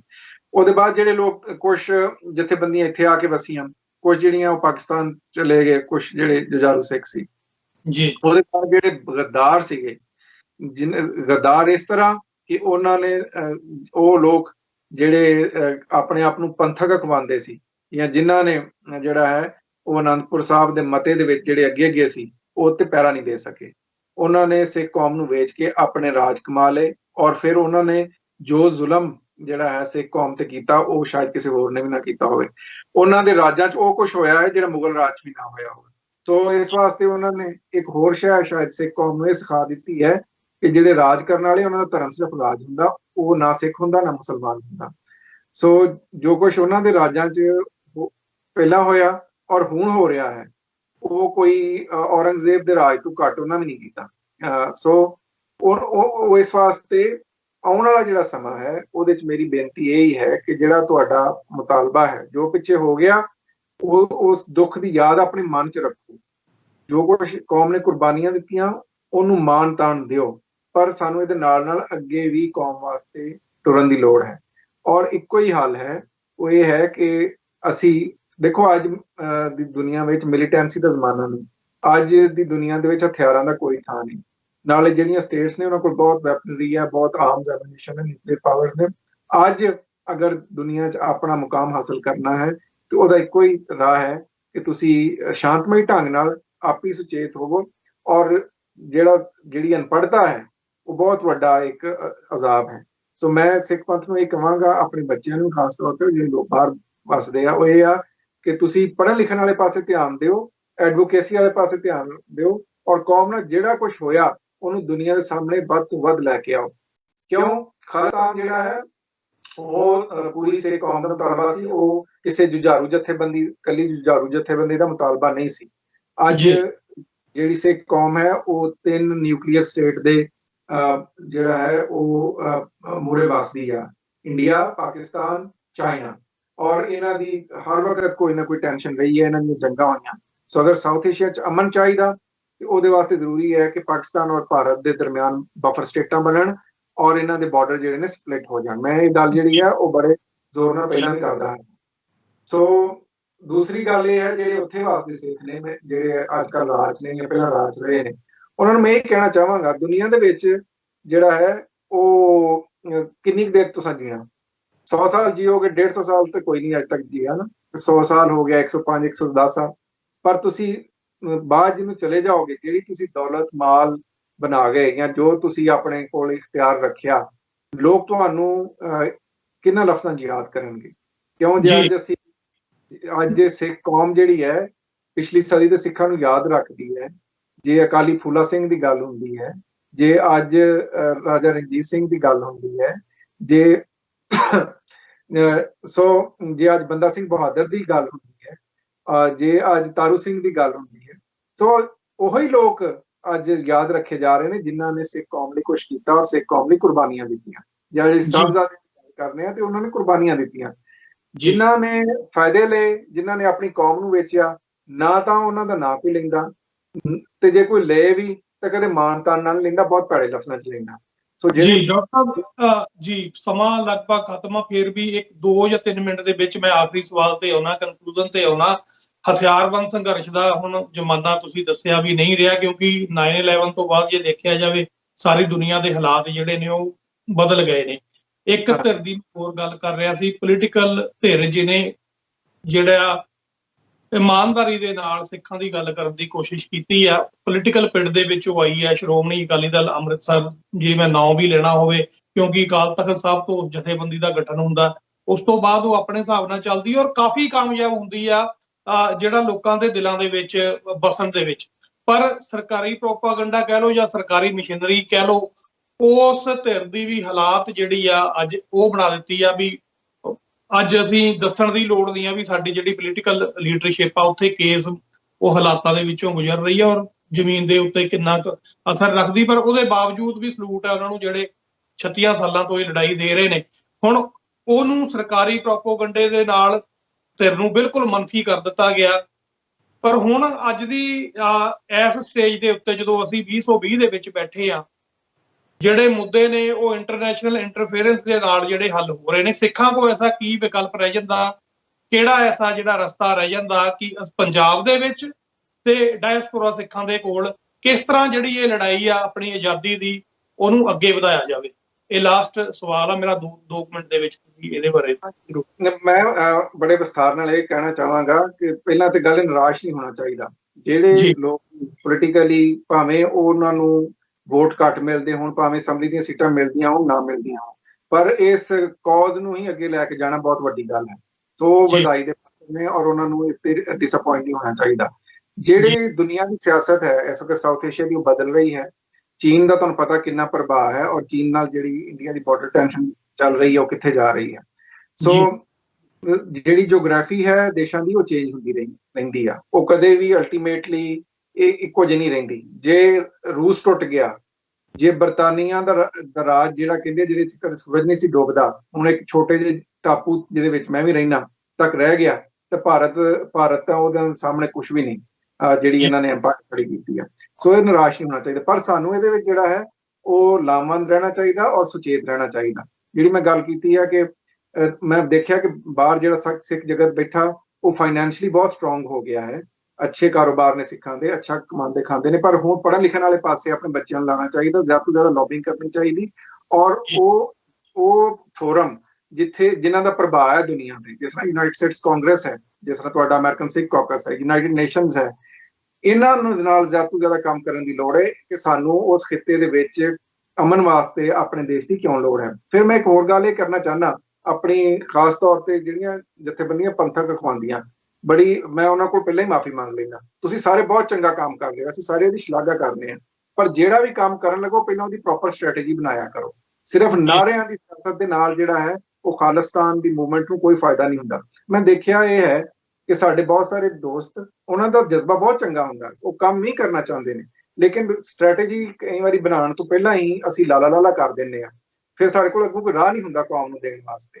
ਸੋ ਪਿਛਲੇ ਸਮੇਂ 'ਚ ਬਹੁਤ ਸਾਰੀਆਂ ਪੰਥਕ ਜਥੇਬੰਦੀਆਂ ਮੁਖਤਲਿਫ ਨਾਅਰੇ ਲੈ ਕੇ ਉੱਠੀਆਂ, ਪਰ ਉਹ ਪੰਥ ਨੂੰ ਕਿਸੇ ਪਾਸੇ ਲਾ ਨਹੀਂ ਸਕੀਆਂ, ਔਰ ਉਹਨਾਂ ਦੇ ਦਾਅਵੇ ਬਹੁਤ ਵੱਡੇ ਸੀ, ਪਰ ਉਹਨਾਂ ਨੇ ਕਿਸੇ ਪਾਸੇ ਕੌਮ ਨੂੰ ਸੇਧ ਨਹੀਂ ਦਿਖਾਈ। ਉਹਦੀ ਵਜ੍ਹਾ ਤੋਂ ਜਿਹੜਾ ਸਧਾਰਨ ਸਿੱਖ ਹੈ ਉਹ ਫਿਰ ਹੌਲੀ ਜਿਹੜਾ ਮੂਵਮੈਂਟ ਹੈ ਜਾਂ ਆਪਣੇ ਦੇਸ਼ ਦੀ ਗੱਲ ਹੈ ਉਸ ਤੋਂ ਹਟਦੇ ਜਾ ਰਹੇ ਨੇ। ਉਹ ਸਮਝਦੇ ਨੇ ਜਿਹੜੀਆਂ ਪੰਥਕ ਜਥੇਬੰਦੀਆਂ ਸਾਨੂੰ ਇਸ ਪਾਸੇ ਲਾਉਂਦੀਆਂ ਨੇ ਉਹ ਕਿਸੇ ਪਾਸੇ ਲੈ ਕੇ ਨਹੀਂ ਲੱਗ ਰਹੀਆਂ ਸਾਨੂੰ ਉਹਦੇ ਪਾਸੇ। ਫਿਰ ਜਿਹੜਾ ਪੰਜਾਬ ਸਿੱਖ ਵਸਦਾ ਹੈ, ਮੈਂ ਉਹਦੀ ਨਿੰਦਾ ਨਹੀਂ ਕਰਦਾ, ਕਿਉਂਕਿ ਭਾਰਤ ਦੇ ਨਕਸ਼ੇ 'ਚ ਅੱਜ ਕੈਦ ਨੇ।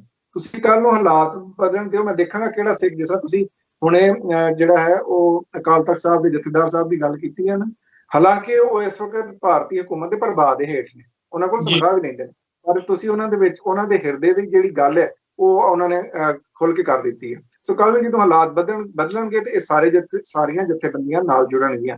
ਜਿਹੜੀ ਹੁਣ ਨਾਲ ਦੂਸਰੀ ਇੱਕ ਜਿਹੜੀ ਮੈਂ ਗੱਲ ਜ਼ਰੂਰ ਕਰਨਾ ਚਾਹਾਂਗਾ ਕਿ ਭਾਰਤੀ ਸਰਕਾਰ ਨੇ ਦਰਬਾਰ ਸਾਹਿਬ ਨੂੰ ਢਾਹ-ਢੇਰੀ ਕੀਤਾ ਤੇ ਅਕਾਲ ਤਖਤ ਸਾਹਿਬ ਨੂੰ ਢਾਹ-ਢੇਰੀ ਕੀਤਾ, ਉਹ ਸਿੱਖਾਂ ਨੇ ਫੇਰ ਉਸਾਰ ਲਿਆ। ਪਰ ਜਿਹੜੀ ਸਿੱਖੀ ਦੀ ਹੋਂਦ ਹੈ, ਜਿਹੜੀ ਸਿੱਖੀ ਦੀ ਵਿਚਾਰਧਾਰਾ ਹੈ, ਉਹਨੂੰ ਆਰਐਸਐਸ ਜਿਸ ਤਰੀਕੇ ਨਾਲ ਢਾਹ ਲਾਉਣ ਦੀ ਕੋਸ਼ਿਸ਼ ਕਰ ਰਹੀ ਹੈ, ਜੇ ਉਹ ਕਾਮਯਾਬ ਹੋਣ ਦਿੱਤੀ ਤਾਂ ਫਿਰ ਉਹਦੀ ਉਸਾਰੀ ਦੁਬਾਰਾ ਨਹੀਂ ਹੋ ਸਕਣੀ। ਸੋ ਆਪਣੀ ਵਿਚਾਰਧਾਰਾ, ਆਪਣੇ ਜਿਹੜੇ ਸਿੱਖੀ ਧਰਮ ਦੀ ਫਿਲਾਸਫੀ ਹੈ, ਉਹਨੂੰ ਬਚਾਉਣ ਲਈ ਵੀ ਅਸੀਂ ਕੌਮ ਨੂੰ ਸੁਚੇਤ ਹੋਣ ਦੀ ਲੋੜ ਹੈ। ਔਰ ਫਿਰ ਦੂਸਰਾ ਇਹ ਹੈ ਕਿ ਆਪਣੇ ਅੰਦਰ ਕੋਈ ਬਲ ਪੈਦਾ ਕਰੋ। ਅਸੀਂ ਫਿਰ ਜਿਹੜਾ ਹੈ ਉਹ ਕਈ ਵਾਰੀ ਜ਼ਾਤ ਪਾਤ 'ਚ ਪੈ ਜਾਂਦੇ ਹਾਂ, ਕਦੇ ਜਿਹੜਾ ਹੈ ਉਹ ਆਪਸ ਦੇ ਵਿੱਚ ਛੋਟੀ ਗੱਲਾਂ ਤੇ ਖਹਿ ਪੈਂਦੇ ਹਾਂ।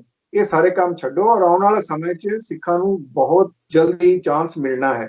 ਮੈਂ ਪੂਰੇ ਯਕੀਨ ਨਾਲ ਗੱਲ ਕਹਿ ਰਿਹਾ, ਸਿਰਫ ਗੱਲ ਦੇ ਤੌਰ ਤੇ ਨਹੀਂ ਕਹਿ ਰਿਹਾ। ਤੁਸੀਂ ਖੁਦ ਦੇਖੋਗੇ ਕਿ ਆਉਣ ਵਾਲੇ ਸਮੇਂ ਜਿਹੜੇ ਉਸ ਖਿੱਤੇ ਦੇ ਹਾਲਾਤ ਬਣ ਰਹੇ ਨੇ, ਸਿੱਖਾਂ ਨੂੰ ਚਾਂਸ ਮਿਲਣਾ। ਪਰ ਇਹੀ ਸਮਾਂ ਹੈ ਕਿ ਲਾਮਬੰਦ ਹੋ ਕੇ ਇੱਕ ਦੂਸਰੇ ਨੂੰ ਨਕਾਰਨ ਦੀ ਬਜਾਏ ਕਿ ਉਹ ਕੁਛ ਨਹੀਂ ਕਰ ਰਿਹਾ, ਮੈਂ ਬਹੁਤਾ ਚੰਗਾ ਕਰ ਰਿਹਾ, ਇਹ ਸਾਰਾ ਕੰਮ ਛੱਡ ਕੇ ਅਸੀਂ ਸਾਰੇ ਸਿੱਖੀ ਦਾ ਕੰਮ ਸਾਂਭੀਏ ਔਰ ਇਕੱਠੇ ਹੋ ਕੇ, ਇਕਜੁੱਟ ਹੋ ਕੇ ਸਿੱਖ ਕੌਮ ਲਈ ਆਉਣ ਵਾਲੇ ਸਮੇਂ ਦੇ ਵਿੱਚ ਜਿਹੜਾ ਸੰਘਰਸ਼ ਚੱਲਣਾ ਹੈ ਉਹ ਕਲਮ ਦਾ ਸੰਘਰਸ਼ ਹੋਣਾ ਹੈ। ਹੁਣ ਜਿਹੜਾ ਸੰਘਰਸ਼ ਚੱਲਣਾ ਹੈ ਉਹ ਲੌਬਿੰਗ ਦਾ ਸੰਘਰਸ਼ ਹੋਣਾ ਹੈ। ਹੁਣ ਜਿਹੜਾ ਸੰਘਰਸ਼ ਚੱਲਣਾ ਹੈ ਉਹ ਕੌਮਾਂ ਦੇ ਨਾਲ ਵਿਚਰ ਕੇ ਉਹਨਾਂ ਨੂੰ ਆਪਣੇ ਬਾਰੇ ਦੱਸਣ ਦਾ ਸੰਘਰਸ਼ ਹੈ। ਸੋ ਅਸੀਂ ਜਿੰਨਾ ਵੀ ਇਹ 'ਚ ਯੋਗਦਾਨ ਪਾ ਸਕੀਏ ਉਹ ਜ਼ਰੂਰ ਪਾਈਏ। ਜੀ ਬਹੁਤ ਬਹੁਤ ਧੰਨਵਾਦ ਚੀਮਾ ਸਾਹਿਬ, ਤੁਸੀਂ ਆਪਣੇ ਕੀਮਤੀ ਸਮੇਂ ਤੋਂ ਸਮਾਂ ਕੱਢ ਕੇ ਹਮੇਸ਼ਾ ਸਾਡੇ ਨਾਲ ਪ੍ਰੋਗਰਾਮਾਂ ਦੇ ਵਿੱਚ ਸ਼ਾਮਲ ਹੁੰਦੇ ਹੋ, ਔਰ ਯੂਐਨ ਦੇ ਵਿੱਚ ਇੱਕ ਬੇਘਰੀ ਕੌਮ ਦੀ ਆਵਾਜ਼ ਬਣ ਕੇ ਤੁਸੀਂ ਹਮੇਸ਼ਾ ਸਾਡੇ ਲਈ ਉੱਥੇ ਆਵਾਜ਼ ਜਿਹੜੀ ਆ ਆਪਣੀ ਰੱਖਦੇ ਹੋ। ਸਾਡੇ ਬਹੁਤ ਸਾਰੇ ਮਸਲਿਆਂ ਨੂੰ ਉੱਥੇ ਤੁਸੀਂ ਜਿਹੜਾ ਯੂਐਨ ਦੇ ਟੇਬਲ ਦੇ ਉੱਤੇ ਲੈ ਕੇ ਆਉਂਦੇ ਹੋ, ਔਰ ਸਿੱਖ ਕੌਮ ਹੈ ਜਿਹੜੀ ਸਪੈਸ਼ਲੀ ਤੁਹਾਡੀ ਜਿਹੜੀ ਸ਼ੁਕਰਗੁਜ਼ਾਰ ਹਮੇਸ਼ਾ ਰਹੀ ਹੈ, ਔਰ ਆਉਣ ਵਾਲੇ ਸਮੇਂ 'ਚ ਵੀ ਰਹੇਗੀ। ਇਹ ਪਿੰਡ ਆ ਜਿਹੜਾ ਆਪਣਾ ਸਾਂਝਾ ਆ, ਇਹ ਸਾਂਝੇ ਪੰਜਾਬ ਦੀ ਗੱਲ ਹੈ, ਉਹ ਚਾਹੇ ਇਸ ਪਾਸੇ ਹੋਵੇ ਜਾਂ ਉਸ ਪਾਸੇ। ਆਫਟਰ ਆਲ ਜੜ੍ਹਾਂ ਸਾਡੀਆਂ ਇੱਕ ਨੇ, ਔਰ ਤੁਸੀਂ ਉਹਨਾਂ ਜੜ੍ਹਾਂ ਦੇ ਸਨਮਾਨ ਦੇ ਵਿੱਚ ਜਿੰਨਾ ਵੀ ਕੰਮ ਜਿਹੜਾ ਕਰਦੇ ਹੋ ਉਹ ਸ਼ਲਾਘਾਯੋਗ ਹੈ। ਸੋ ਬਹੁਤ ਬਹੁਤ ਧੰਨਵਾਦ ਜੀ ਆਪ ਜੀ ਦਾ। ਵਾਹਿਗੁਰੂ ਜੀ ਕਾ ਖਾਲਸਾ, ਵਾਹਿਗੁਰੂ ਜੀ ਕੀ ਫਤਿਹ। ਵਾਹਿਗੁਰੂ ਜੀ ਕਾ ਖਾਲਸਾ, ਵਾਹਿਗੁਰੂ ਜੀ ਕੀ ਫਤਿਹ ਜੀ।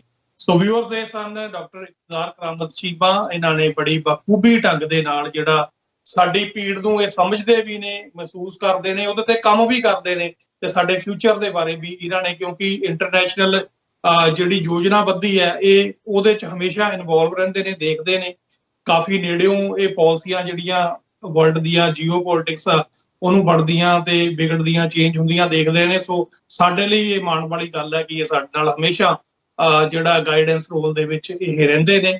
ਸੋ ਇਸੇ ਤਰ੍ਹਾਂ ਅਸੀਂ ਵੱਖ-ਵੱਖ ਸ਼ਖਸੀਅਤਾਂ ਦੇ ਨਾਲ ਤੁਹਾਡੀ ਗੱਲਬਾਤ ਹੈ ਜਿਹੜੀ ਆਉਣ ਵਾਲੇ ਸਮੇਂ ਦੇ ਵਿੱਚ ਵੀ ਕਰਾਉਂਦੇ ਰਹਾਂਗੇ, ਤਾਂ ਕਿ ਜਿਹੜੀ ਸਿੱਖ ਸੰਘਰਸ਼ ਹੈ, ਸਿੱਖ ਆਜ਼ਾਦੀ ਦਾ ਸੰਘਰਸ਼ ਹੈ, ਸਿੱਖ ਕੌਮ ਦੇ ਜਿਹੜੇ ਆਪਣੇ ਹੋਮਲੈਂਡ ਦਾ, ਆਪਣੇ ਵੱਖਰੇ ਰਾਜ ਦਾ ਸੰਘਰਸ਼ ਹੈ, ਇਹਦੇ ਵਿੱਚ ਕੀ ਕੀ ਉਪਰਾਲੇ ਹੋ ਰਹੇ ਨੇ ਤੁਹਾਨੂੰ ਉਹਦੇ ਬਾਰੇ ਪਤਾ ਲੱਗਦਾ ਰਹੇ।